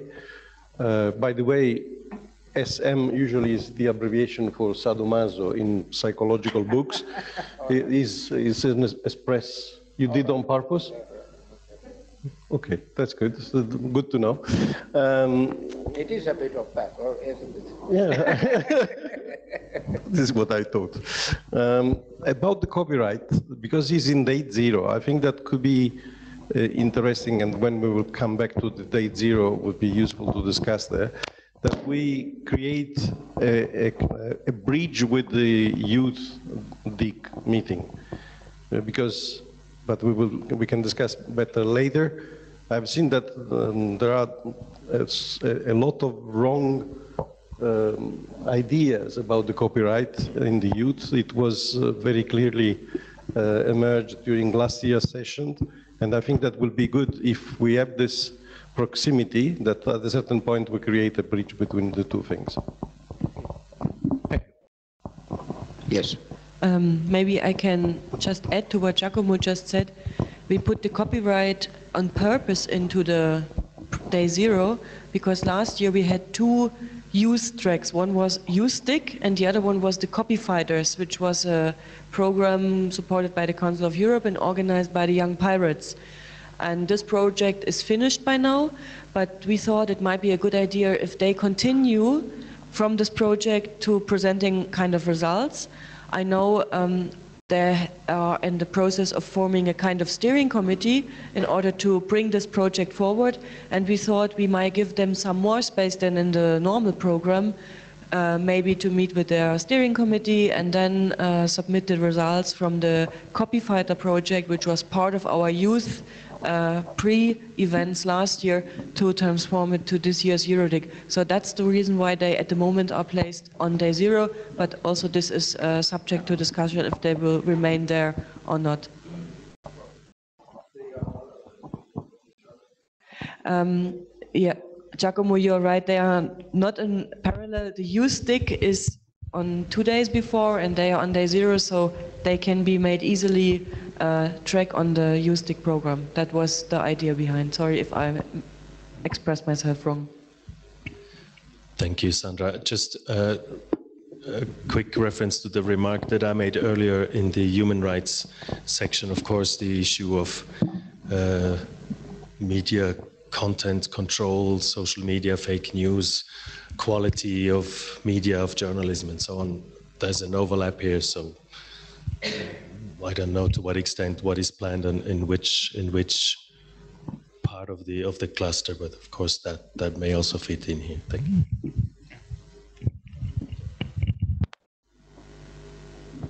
Okay, are we happy with this section? Okay. Somebody that we can talk in this session about the results of the high-level group, because the high-level group will produce the results at the end of April. So. Yeah, in fact, we have one proposal where I think Paolo Cesarino has been mentioned. So I think that he's going to be a resource person. I think the audience didn't really get what the discussion was now. Giacomo, maybe you take the mic again, and because I think it's important.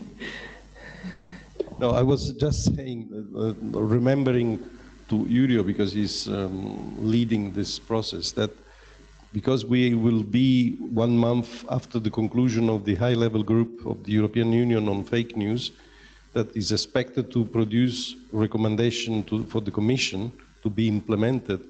I think that we need to have them reporting in this plenary session, because we will be in the middle of the discussion in the European institutions.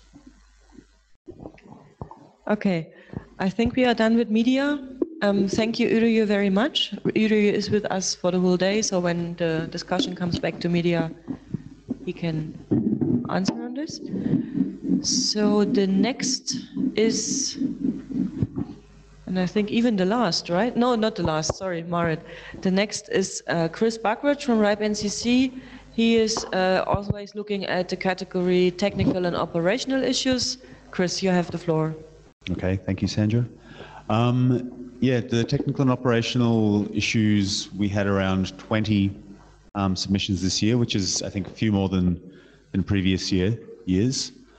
But I think there has certainly been a lot of overlap with different other topics as well, and so we've seen a few of those, and you can see here siphoned off into merging with other topics and elsewhere, and so that's good. I think a couple of things that we did certainly see was some focus on new technologies, so whether that's AI or blockchain, and I think that's something it's good to see reflected in the program now. there's also obviously some interest in the DNS. I think particularly given that we're having this event in Georgia, there's certainly some interest in internationalized domains. And so you can see there's a couple of workshops now on the DNS, and then also an educational track that is the one that is traditional now in the EuroDIG program. I think we have Centre working and has worked for a number of years on doing that, and they've again expressed their interest in doing something which builds on that. And so we see that they're streaming then into a workshop on DNS, what makes it, what breaks it. That's the security aspect. I think that's also useful. What we've ended up then with is a number of these flash sessions which are sort of more specific in their intent and didn't really fit with any of the others. Numbering policies in the RIRs and ICANN, or numbering policies and how they what are reflected in RIRs and ICANN, I think will certainly be a flash, and that's something the RIP NCC will be happy to contribute to, though this wasn't a proposal that came from us. I believe it came from an academic sector, but I think makes sense. IXPs, there's certainly a lot of interest in that topic in this part of the world, but also in Southeast Europe. I think there's a number of stakeholders that have been very interested in the development of IXPs recently, so that will be quite a useful flash topic to have. And then that next generation internet is a topic that the European Commission have been very interested in recently. There's actually a study that they've commissioned which is currently ongoing. And I think the proposal certainly came from the people involved in that study, and so I think that will also be a useful flash. The net neutrality flash session is obviously merged with other net neutrality topics, and which will go into a flash. And then that day zero, the Tuchetti project is looking at access and access in remote areas. So I think that's something that does make a lot of sense to do as day zero, a workshop, but also sort of a look at sort of best practices and presentation of work that's going on in that space. So yeah, I think there's not a huge amount more to say about that, but if anyone has questions or comments on this.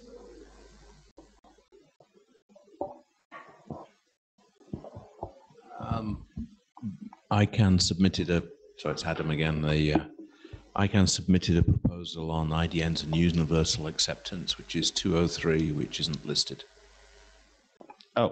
Other than that, it's a thing of beauty. Thank you. I would assume it fits into the workshop on IDN's general universal acceptance. It's about universal acceptance, yeah, which would be. So it's not listed not there on that. Yeah, it's just not the number's not that. That's all. Sorry. 203.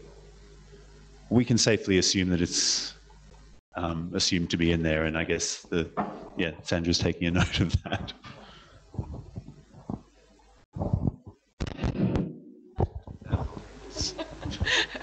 I just had a clarification question on the Tuchetti project. So I don't actually remember what kind of submission that was, but is the purpose to be some kind of like more like an educational session on community networks, how to because this is the operational issue, so how to build your own community network, or what was the background there? The topic that I had, the proposal that I saw was actually pretty Spartan. It just says best technologies for connecting remote mountainous regions, and the proposer is from the Tuchetti Development Fund. Possibly the Secretariat knows a little bit more about this and why it was given. Oh, Olivier. Yeah, thanks.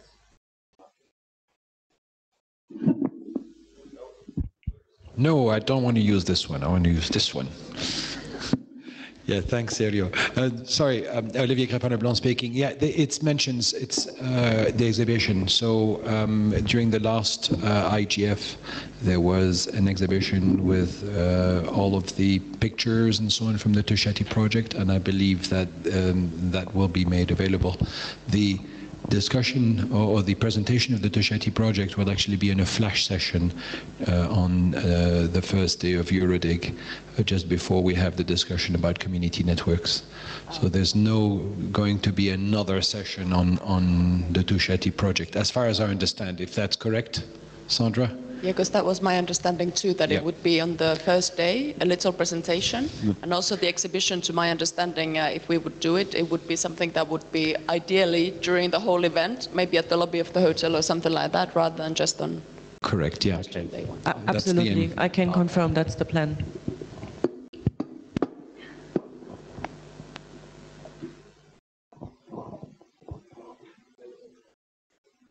The net neutrality, the angle, let me have a quick look on my file here. Again, it was a pretty bare one. It was a comparison of new USA regulation and EU regulation.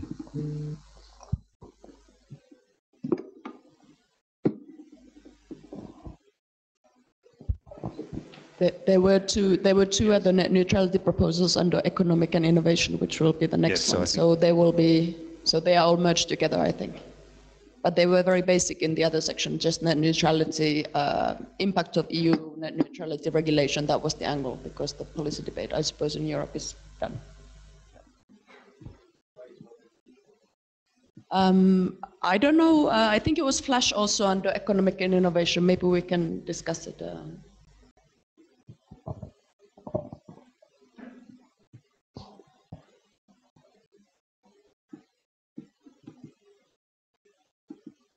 Okay, might be all from me.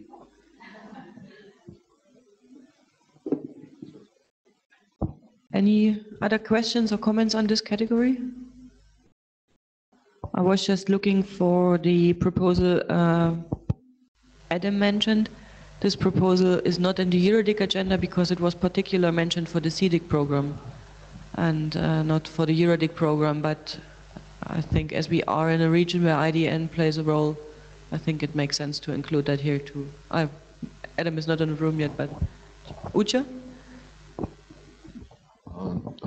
Just suggestion or question. Could we raise awareness about IPv6 because its use of this IPv6 is quite low in the region, exactly in Georgia. Is it possible to organize some session or maybe for day zero, I don't know.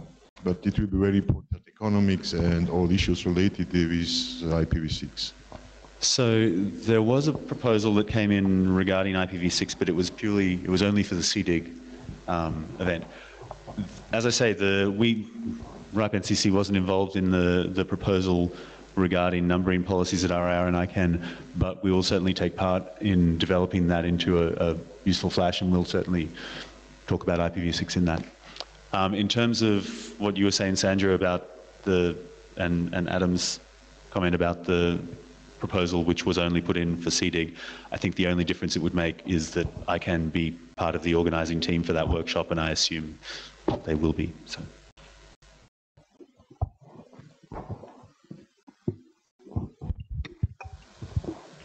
Olivier Crépin speaking. Might it be interesting to have a Flash session on IPv6? That's quick, that's fast, but that's also, I mean, we've seen Flash sessions being very well attended in the previous EuroDIG, so it's a short thing and it's kind of snappy. Might be something to add.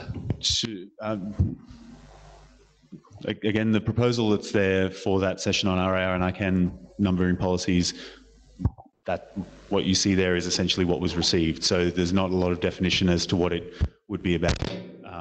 Yeah, so we can certainly maybe steer it towards that. I'm not sure how useful it would be to have that plus another on IPv6, but yeah. Yeah, but maybe, yeah.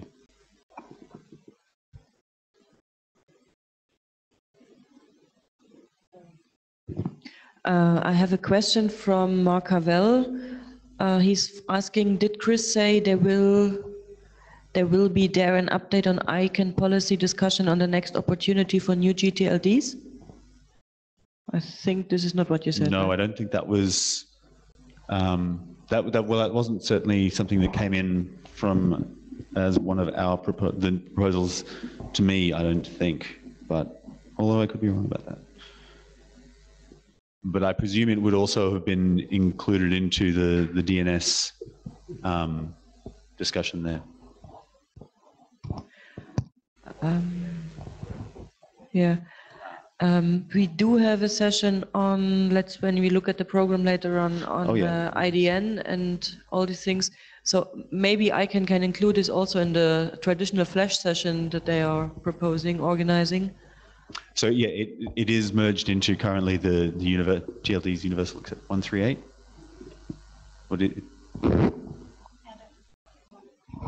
Sorry, I haven't been able to correspond the numbers to the workshop, so I didn't know that 138 was that session until no, I don't think it really fits. It's about, so it wouldn't be about how they're operating now. It's more about the procedures for, subsequent procedures, which is an ongoing discussion now about what new GTLDs may look like, the discussions about geographic names, which people are very excited about at the moment, issues like that, whether there should be or should not be new GTLD rounds, issues particularly that we've seen, well, as I said, geographic names, but also trademarks, advantages of the program, disadvantages, and so on and so forth. There's a lot of issues around cybersecurity, so I don't know where the workshop fits or whether you want it, but certainly I don't think it fits quite with there. The other program on universal acceptance does fit there because it's on universal acceptance.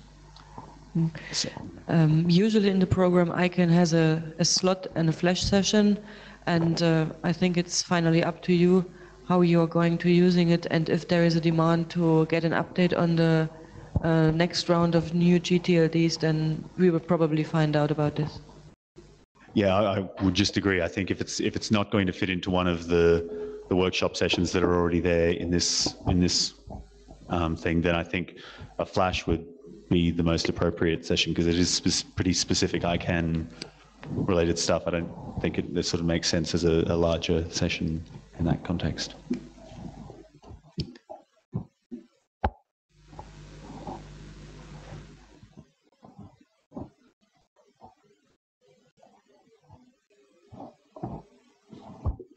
Okay, are there any other questions or comments for Chris on the category technical and operational issues?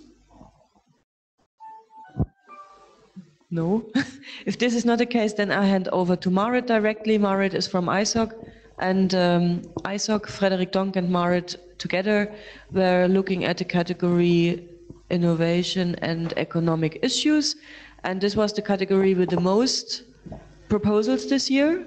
Yeah, I think which is a good sign because in our strategy it is marked that we would like to do our best to get the business sector better involved into not only EuroDIG but also the IGF and the internet governance discussion as such, because this is for ages the least represented sector, and without business on the table the whole concept becomes obsolete. So therefore we put a lot of emphasis into this, and as we are cooperating with the Ministry of Economics and the coordinator is telecom and small and medium telecom operators, I think we are in Georgia, we are in good hands.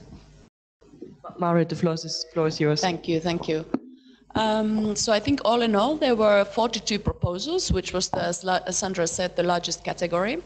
Now, because the topic is quite wide, innovation and economic issues, there were all kinds of proposals, and we did have some challenges in trying to pull them into meaningful slots. As you can see, we have two plenary sessions in the draft agenda here. And the first one we called Data Economy and Growth in Europe. So there were lots of proposals around internet economy and also linked to data. So we have big data, open data, and I think also going back to the previous discussion on GDPR, of course the GDPR is a kind of solid basis for data economy and so on. So I would say that all these issues tie in together in this data economy session. And I think also this is a session that will probably be interesting here in Georgia for the ministry and for the local stakeholders.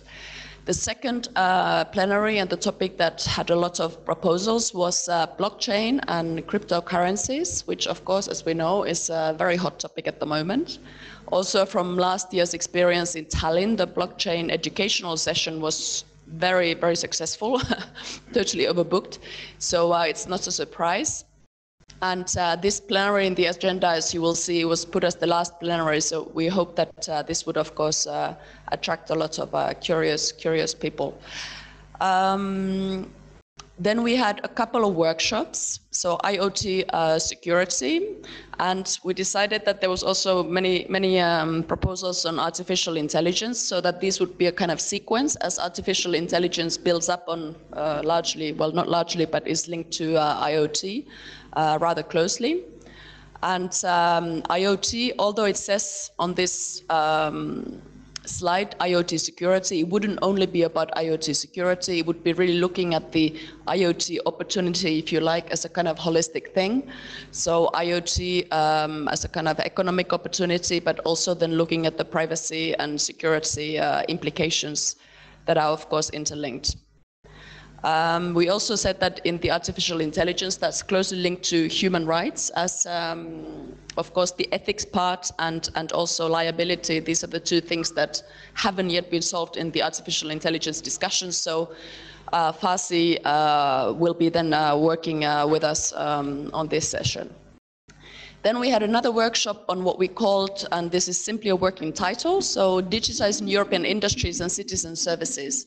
So there were quite a lot of proposals, and especially actually coming from this region, so even Georgia, and then also Southeastern Europe, about using the internet as a platform for industries, and there were even some industries mentioned like agriculture, and also a lot of proposals around citizen services, so digitizing services, public services, cross-border services.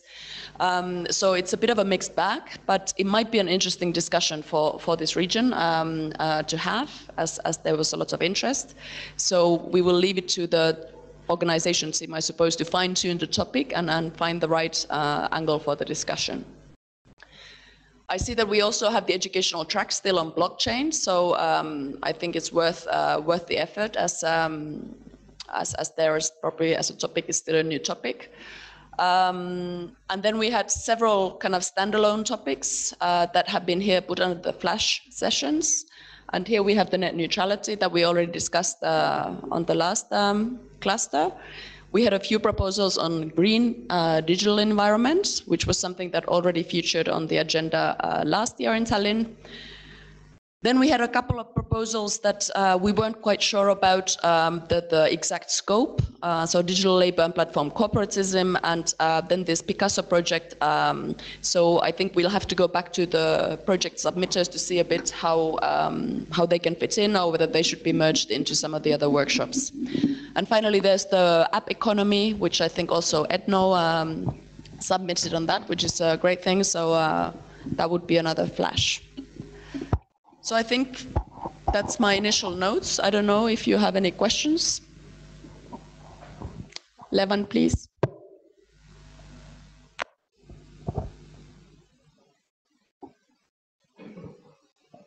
Thanks, Marit. Just one question. Under the blockchain technologies, we also think that it will be discussions about cryptocurrency, because it's very emerging topic, especially in Georgia. Yes. Yeah. So it's very important. So actually, most of the proposals, they link the two topics together. It just doesn't appear on this working title, but in most proposals, actually, it was blockchain and cryptocurrencies. So it is very much included in the substance.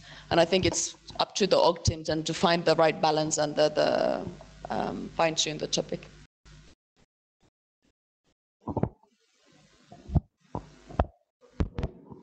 Michael?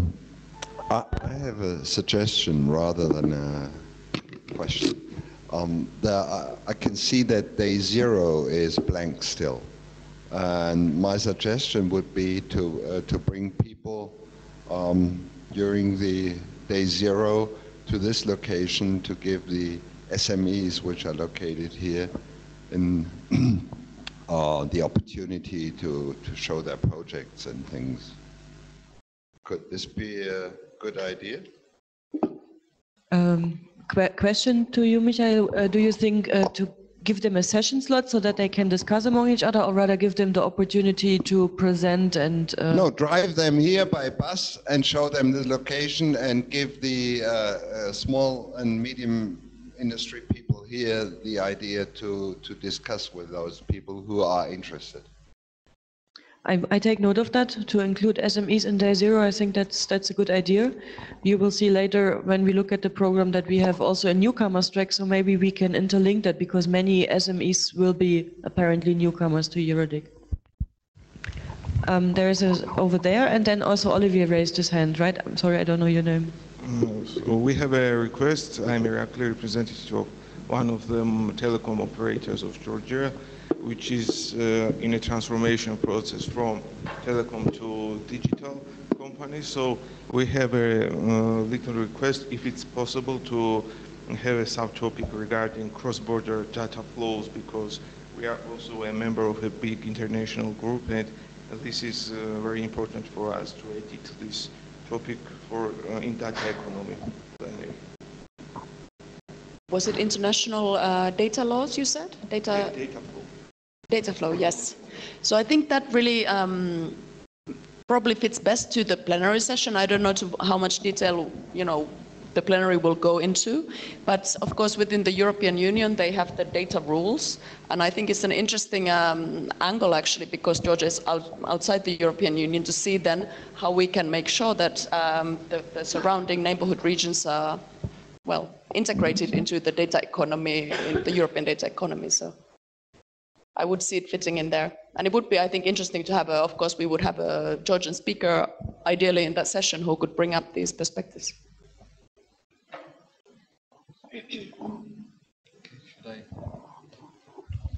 Hello. Yeah, Olivier speaking. So it's interesting, digitizing European industries and citizen services is very much in line with the topic that was suggested in access and literacy for businesses. So I urge those people that have suggested access and literacy for businesses to look at this this topic and get involved with the organizing team for the workshop, because it's very much in line. That's how we moved from one subtopic to another subtopic. I think it's an excellent idea, and I think also the SME idea, I very much agree that that's a very interesting angle. I can't now from the top of my head remember if there was specific proposals on the small and medium-sized enterprises, but also this topic, the workshop could take this kind of perspective and angle and include the literacy and the skills, as you say. Maybe I can add to that discussion. I have in mind there was a proposal for small and medium enterprises. This proposal was made under the category security and crime, and it was called best practice in the approach of and reaching out to SMEs, small and medium enterprises, digital security. And this was a proposal which came from the Netherlands on a very concrete project, and we have assigned them as a flash session, and I hope that this flash will come to life, and maybe if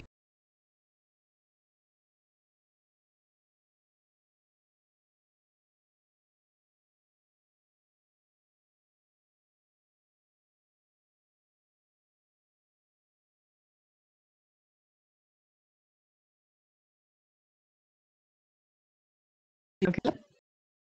Yeah. Do you hear me? Yes, Christina from Ethno here again. So we did submit proposals for the data economy and growth in Europe, and from our perspective, this is very much linked to trust in the digital economy and data protection, which is something our companies are working a lot with now. So I think from our perspective, it would be interesting to also have the link to the discussions we had before on data protection and what's going on, for example, in Europe on the GDPR right now, but also the e-privacy regulation. Yeah, we discussed this actually in the preparatory phase, and I'm sure it will come up in the discussion. I wouldn't want to limit it to that because the range of proposals was quite wide. And also, as you know, in the EU now they have the separate package for the non-personal data flows. So there is also the clear business aspect of how do we use the kind of non-personal data. So not only to make it about privacy, etc. But I do think it's an underlying building block, of course. And the good news was that many of the proposals in this area came from industry. So I think Beyond, so former Wimpel also had 2 proposals in this area. So there's a lot of industry interest. So I think it would be very interesting to have also industry having a significant role in the discussion.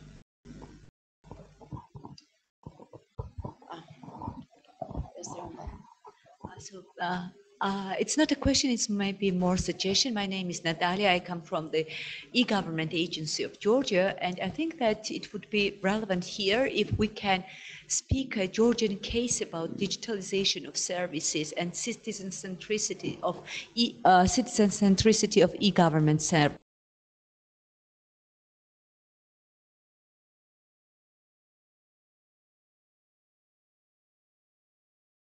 Benefit of businesses and citizens, if it will fit in this session. Yes, so I think, and we kind of recognize that the digitizing European industries and citizen services, so it's not directly a policy topic. Yes, there are policy implications, etc. So it would be more of a practical session. And I think maybe Georgia should take the lead, or the region, because that's where most of the proposals came from. So I think it's up to the organization team then to find the right angles and make it happen. Be keen to do that. And well, that's great. That's great.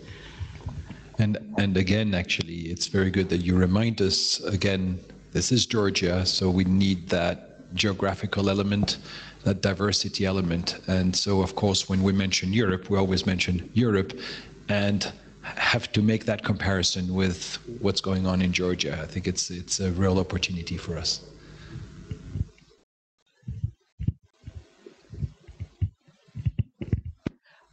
We have a comment from Mark Cavell, a suggestion, I would say. He is suggesting or adding to this discussion, there could be an overlap between artificial intelligence, future of work, and digitizing industries. And maybe he is proposing separate out citizen services and digital government services into another one, and not combining it with industry, and rather combining industry with artificial intelligence. Slash transforming governments, yeah, and I mean, so this is just his proposal in this respect, because now we put industry and citizen together, and he says maybe industry goes rather to artificial intelligence and separate the digital citizens and governments. Yeah, yeah. I think what we saw was that the proposals, the way they were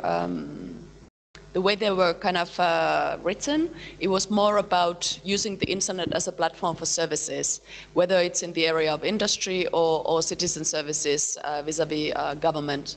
So that's why we kind of pulled them together. But yeah, I mean, I think in the artificial intelligence proposal, as it's written at the moment, future work is already, of course, included there. So the kind of robotics, etc., is embedded in the proposal as it is. Okay. Thank you.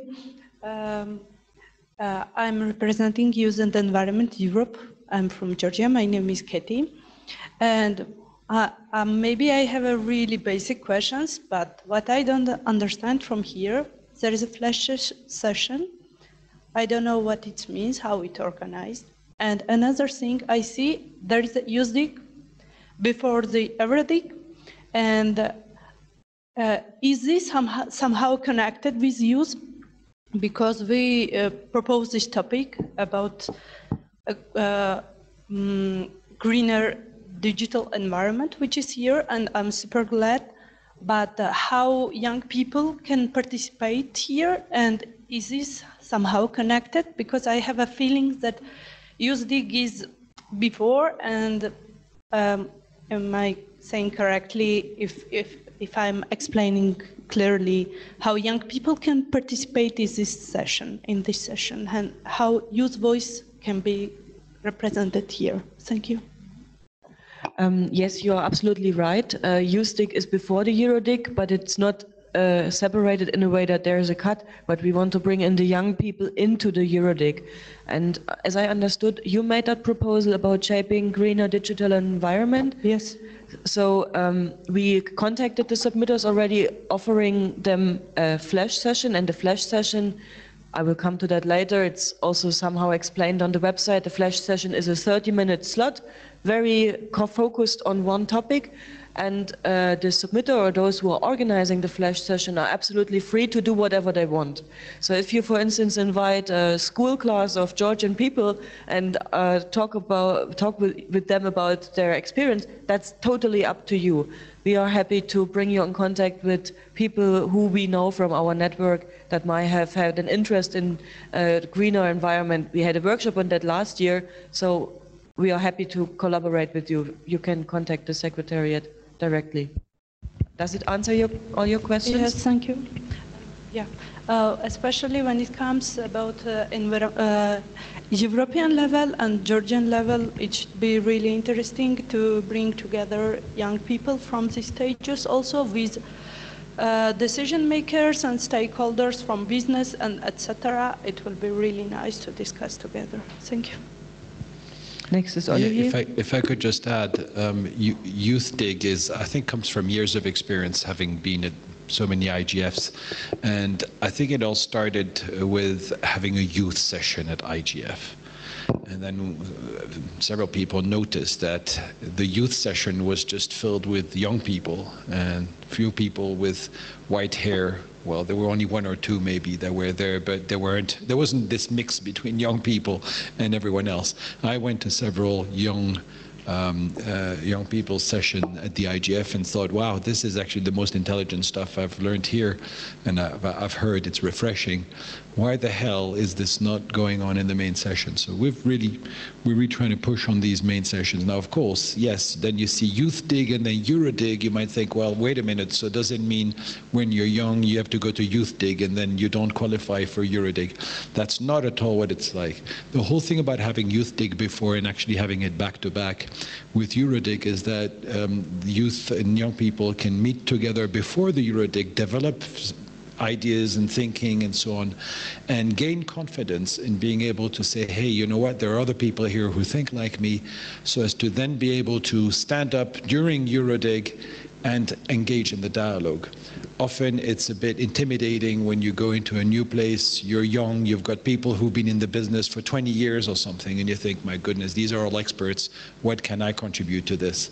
And it's super important that EuroDIG will gives those people who haven't got the confidence, because there are also some young people that will just stand up and talk, but give all of the people that are taking part the confidence to go stand up and be actually totally active in the discussions that will take place. And again, the subject matter experts need to be very focused on seeing if there are panels or a list of speakers that you don't end up with, as you say, men with gray hair or gray beards, but have the gender balance and also the age and geographical, so lots of. Thank you. Just to follow up on one slightly gray-haired Olivier has just said, I'm still competing with him on this one. I think the youth participation is an ongoing challenge that we have discussed several times at the IGF, at the EuroDIG, and I think that there are two elements. One is sensitizing subject matter experts, the session organizers, that they should be inviting young people to give them some space. Think about it when they prepare the session, but also when, in particular, the moderators.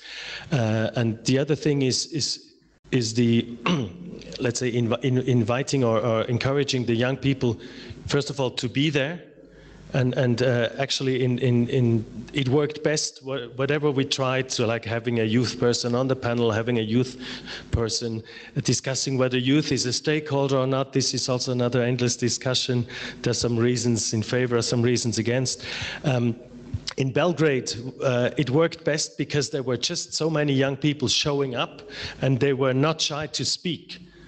And this is basically the main condition. We all have to encourage young people to come and to speak and not be afraid to speak. And this goes with what Olivier said.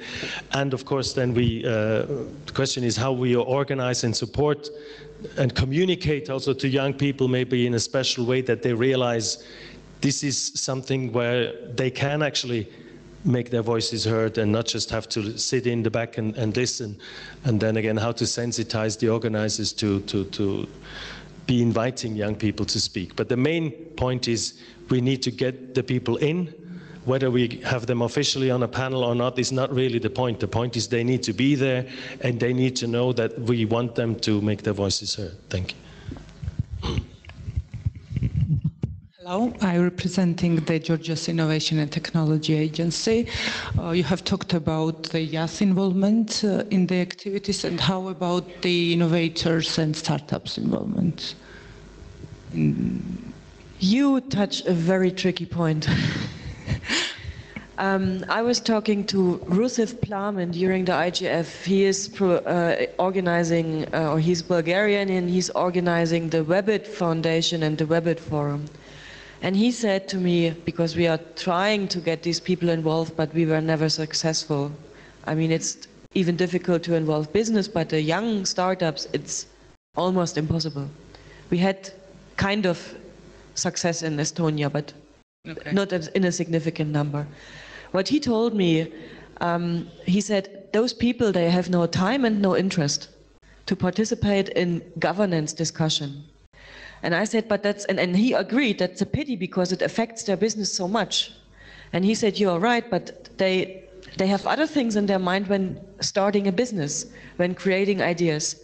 And we are in contact now, and we are trying to find ways how we can maybe involve those people who are behind that level of being a startup, which had been startup maybe 5 years ago, but are now kind of an established business, and how we can at least bring them in order to share at least the experience from a startup.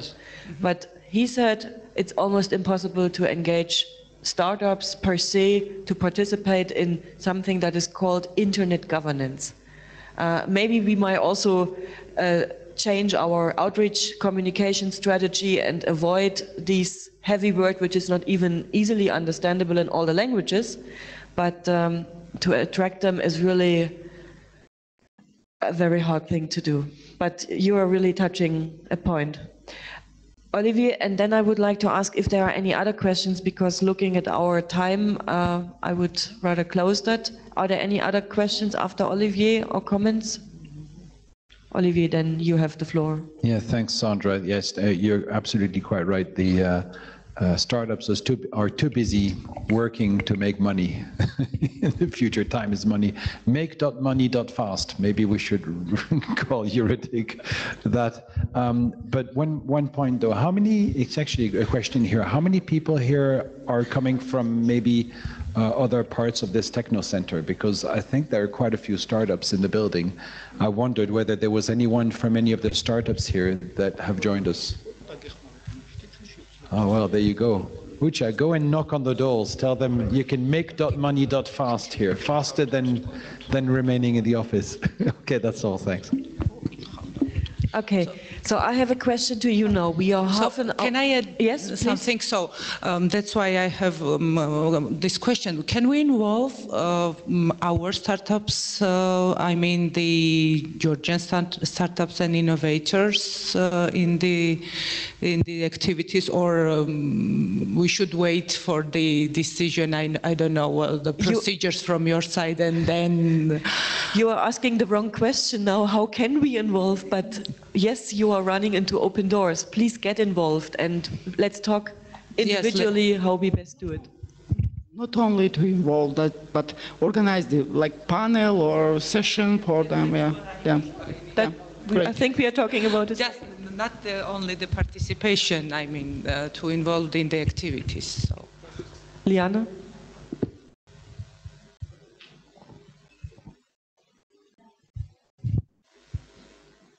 It's on, okay. So as a follow-up on this startup thing, we do have a startup summit in Armenia, and I am quite sure that our young representatives of this startup, they will be interested to be a part of this panel or discussion, whatever we would decide. So I would be happy to connect to them.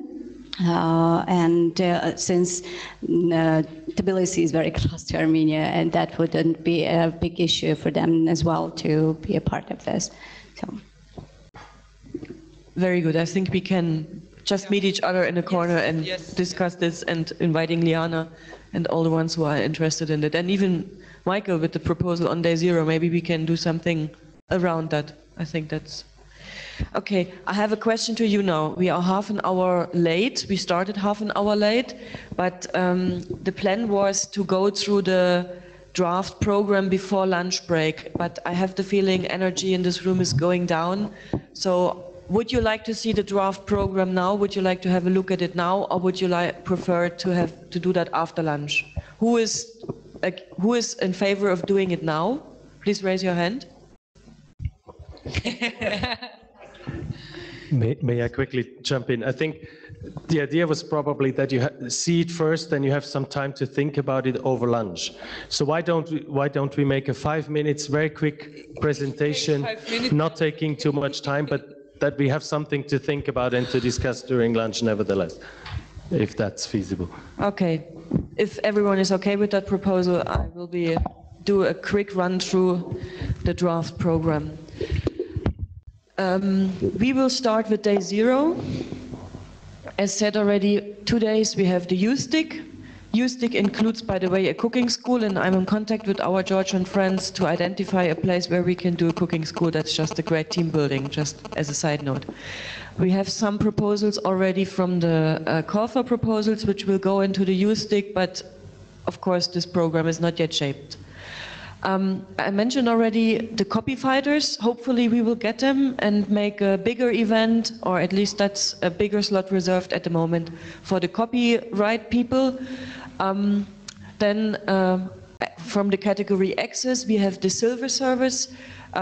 We have people in our network which have worked with programs on how to get the elderly, the senior people online, and hopefully we can get a group together who is organizing a 2 hours slot. That's possible, but there is a lot of flexibility in the timing and everywhere. And then one new element, what the Secretariat is proposing to do this year, that we invite all the subject matter experts and inviting newcomers and also the people from the EuroDIG, and give an overview on the categories, what has been submitted, what will be discussed, but also what has been discussed in the past. At EuroDIG, we are trying to avoid just more of the same and discussing the same issues every year. But for those who are attending EuroDIG for the first time, it's of course difficult to catch up what has been discussed the years before. So we will try with this session to somehow bridge between the EuroDIG of the past, of last year and the last 2 years maybe, but also what has been discussed at the IGF maybe, so that these results feed into the EuroDIG and then give a sort of a starting point for EuroDIG the day ahead. Then already asked, and I would say confirmed, UNESCO is asking for a slot. They did a pre-event the years before. I think we will be happy to have them again. The IoT Dynamic Coalition, pardon? Yes? About internet identifiers, about their project. They will do a follow-up on this and present results. I'm sorry. IoT Dynamic Coalition, it's more or less a tradition that they are doing a pre-event to EuroDIG. We are very happy, so because here we can also do a good bridge to the global IGF. 2 open slots, and in the afternoon also a 2-hour slot for the national and regional NRI Assembly, where a lot of these proposals from the category Internet Governance Development Ecosystem went into that. I will not take questions on this now. As Thomas said, just a quick glance and food for thought for the lunch break. On day 1, you will see we more or less kept, or those who are familiar with EuroDIG, we more or less kept the structure of EuroDIG from last year and actually from the last 2 or 3 years, because this program structure was fine-tuned every year, and last year it worked out really well, also with respect to give a balance between high-level speakers and open discussion, open for everyone. We need some high-level people, this attracts others to come, but on the other hand, you all know that high-level speakers usually do not attend very engaged and openly in panel discussion. For instance, not many ministers or head of states are really keen to sit on a panel and participate in a program planning process in order to be then able to participate in a multi-stakeholder discussion. But they want to have 10 minutes full attention, and therefore this program structure was kept from last year because it worked out quite well. We will do a short welcome dedicated mainly to the host, and then a few words from the EuroDIG crowd. We keep that for the moment. We kept that plenary of the open mic session. Just to explain you a background why we have this open mic session at the beginning. We have been criticized, I think it was Berlin, Michael might remember that very well, when we were open with a high-level plenary. On this high-level plenary, we had gray-suited old men. And the topic was good, the people were good, but we got criticism in the first session when a woman stood up and said, "This is bad." And the issue here is that sometimes if you want to have these high-level people in the first plenary, sometimes they are only men. That's just difficult to handle sometimes. So what we did, we said, okay, let's set the scene and let's give the community the voice first. And let's start with an open mic session where everyone can actually say what they want to say. And so that we also get the tone right for this 2 days, so that we really invite participants from the very first session to discuss. Then it was mentioned already, the lightning talk. We would like to hear about the Tusheti project. This can be also the opening for the exhibition, which is then going on for the next 2 days.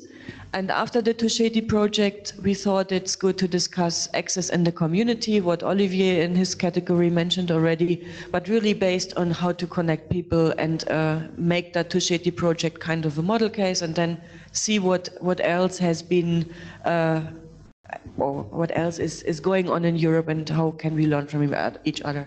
Olivier? Yes, thanks, Sandra. And just to add, with actually two aspects, two sides of the same coin, one being community networking, the other one being commercial networking.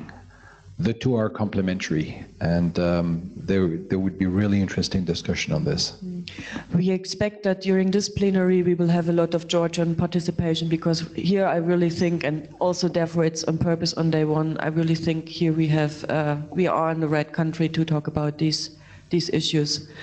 In parallel to the first plenary, we have the educational track on DNS, how it works. This will be part of the youth program, be part of the newcomers program. These sessions are usually very well attended because some people really like to learn about the basics.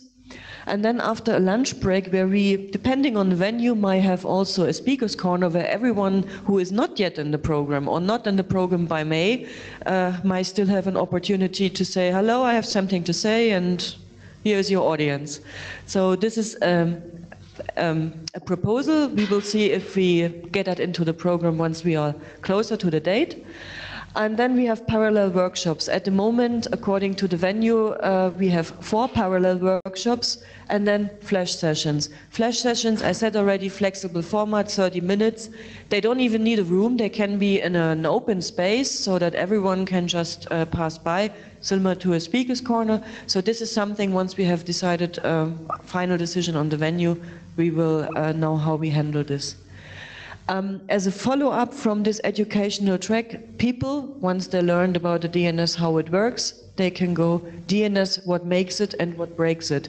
Here it is more about DNS security and all the issues related to DNS. This is not an educational track anymore, but it's a follow-up from the educational track.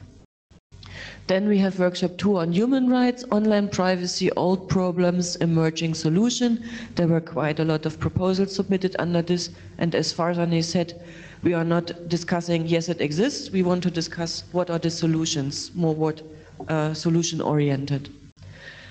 Third workshop, digitizing European industries and citizen services. We just discussed, Marit just presented this cluster, and it was with quite a lot of discussion in this room. And again, an educational track on blockchain. It was mentioned already, this educational track we had last year already. The room was crowded. It was a very good session, and as this issue is still on top of the agenda, we kept it for the moment, and as there will be a session on blockchain later on, I think it's good to have the basics here in order to focus on the session more in detail. Then we will have the coffee break, and here is space for a keynote. Last year we had the Norwegian Prime Minister speaking in that slot. I hope we will get other high-level speakers, maybe from this region, again. And then the last plenary of the days will be on media. This is on remedies to social media ills. Uri introduced us to this topic, and in parallel we have the educational track on GDPR, but I have the feeling that this was a thing where we should have more discussions in the room. All the flash sessions, just to let you know, they will not be assigned at the moment, only when the program is consolidated, because when assigning flash sessions, we have to see that we avoid overlaps. So this comes later. We are not discussing where a flash will be held today. We have at the moment 21 flash proposals for 12 slots. From our experience, not everyone will be really willing to do a flash. So we will deal with that later and not really today. And then the second day, we have reserved a very early slot, and I learned in Georgia 8 o'clock is actually a time that does not exist, so I'm sorry for that.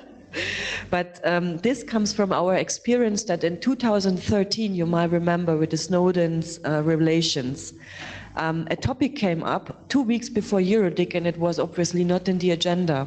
But there was such a demand to discuss this topic that we said, let's do something. So we reserved that slot in the morning. If something equally important comes up, people will have the opportunity to meet very early, and we will serve some coffee. And then we will start with a keynote in the morning, and the plenary on data economy and growth in Europe.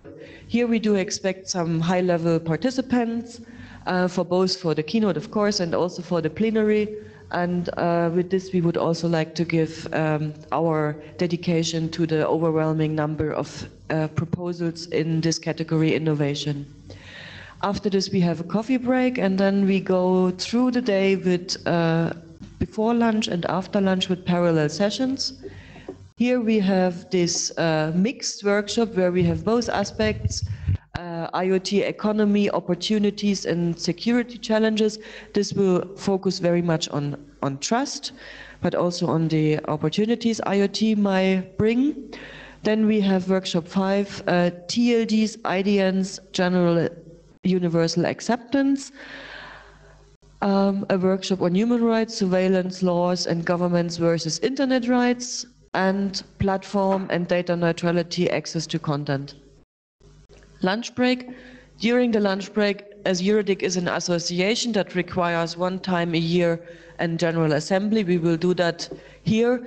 This is an open event, you can attend it, but members of the association will just do their annually business and do this General Assembly. After lunch break, we continue with the follow-up workshop from workshop 4, artificial intelligence replacing human rights, ethics and future of the work. We believe they are interrelated, and especially this workshop has a very big human rights related component. So here we are really merging two categories, human rights and innovation. Then we have this session on cybersecurity, where Tanya mentioned today that this was really rather clear. Many proposals went into the same direction, and this will focus on security and norm-making processes. And then we have a workshop, freedom of expression versus regulation. That's a proposal comes from media. It has been discussed in the past a lot, but as there is still great demand to discuss about these issues, we will see how this workshop shapes up.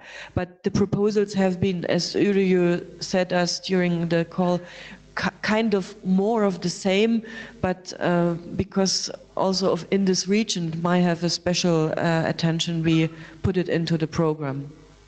And then we have a gray category, which is kind of cross-cutting, and this is on consumer rights and cross-border e-commerce.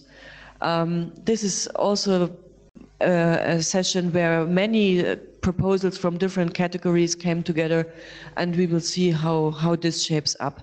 If a session does not shape up, if we call for focal points and nobody is willing to take up responsibility, then this session goes out of the program and another one from day 0 or from a flash session will come into the program of the main days.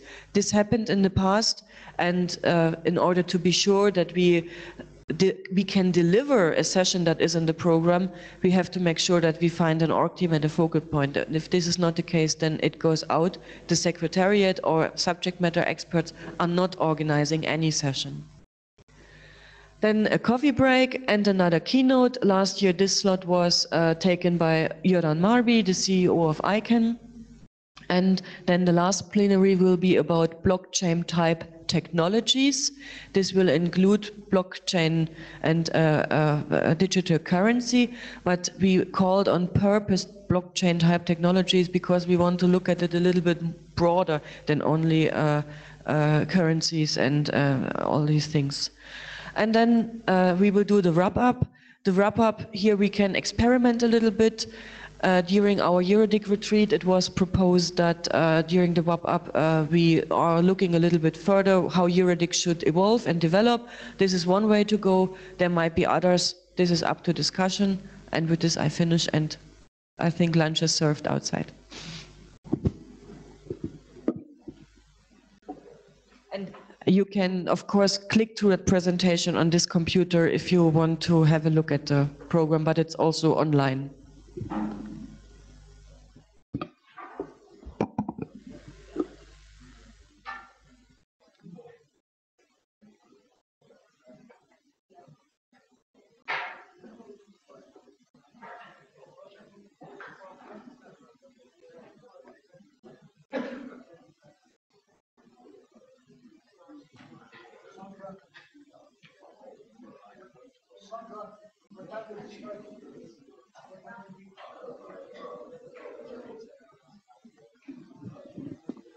So, Sandra, just if I could catch Sandra's attention.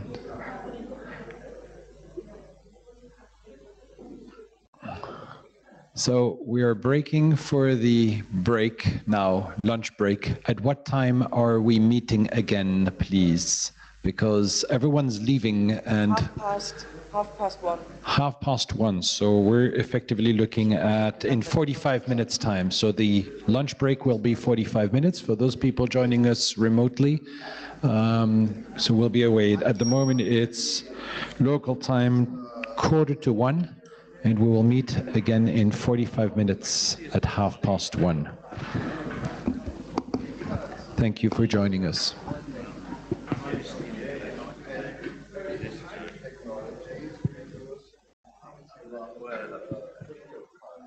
Thank you.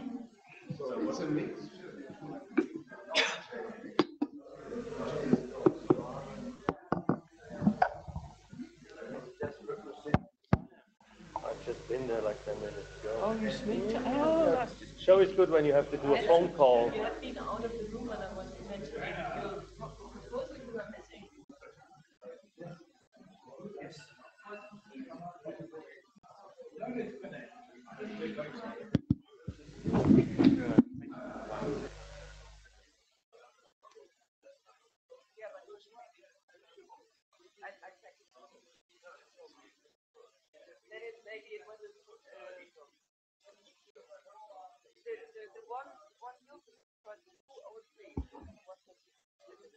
I can show you.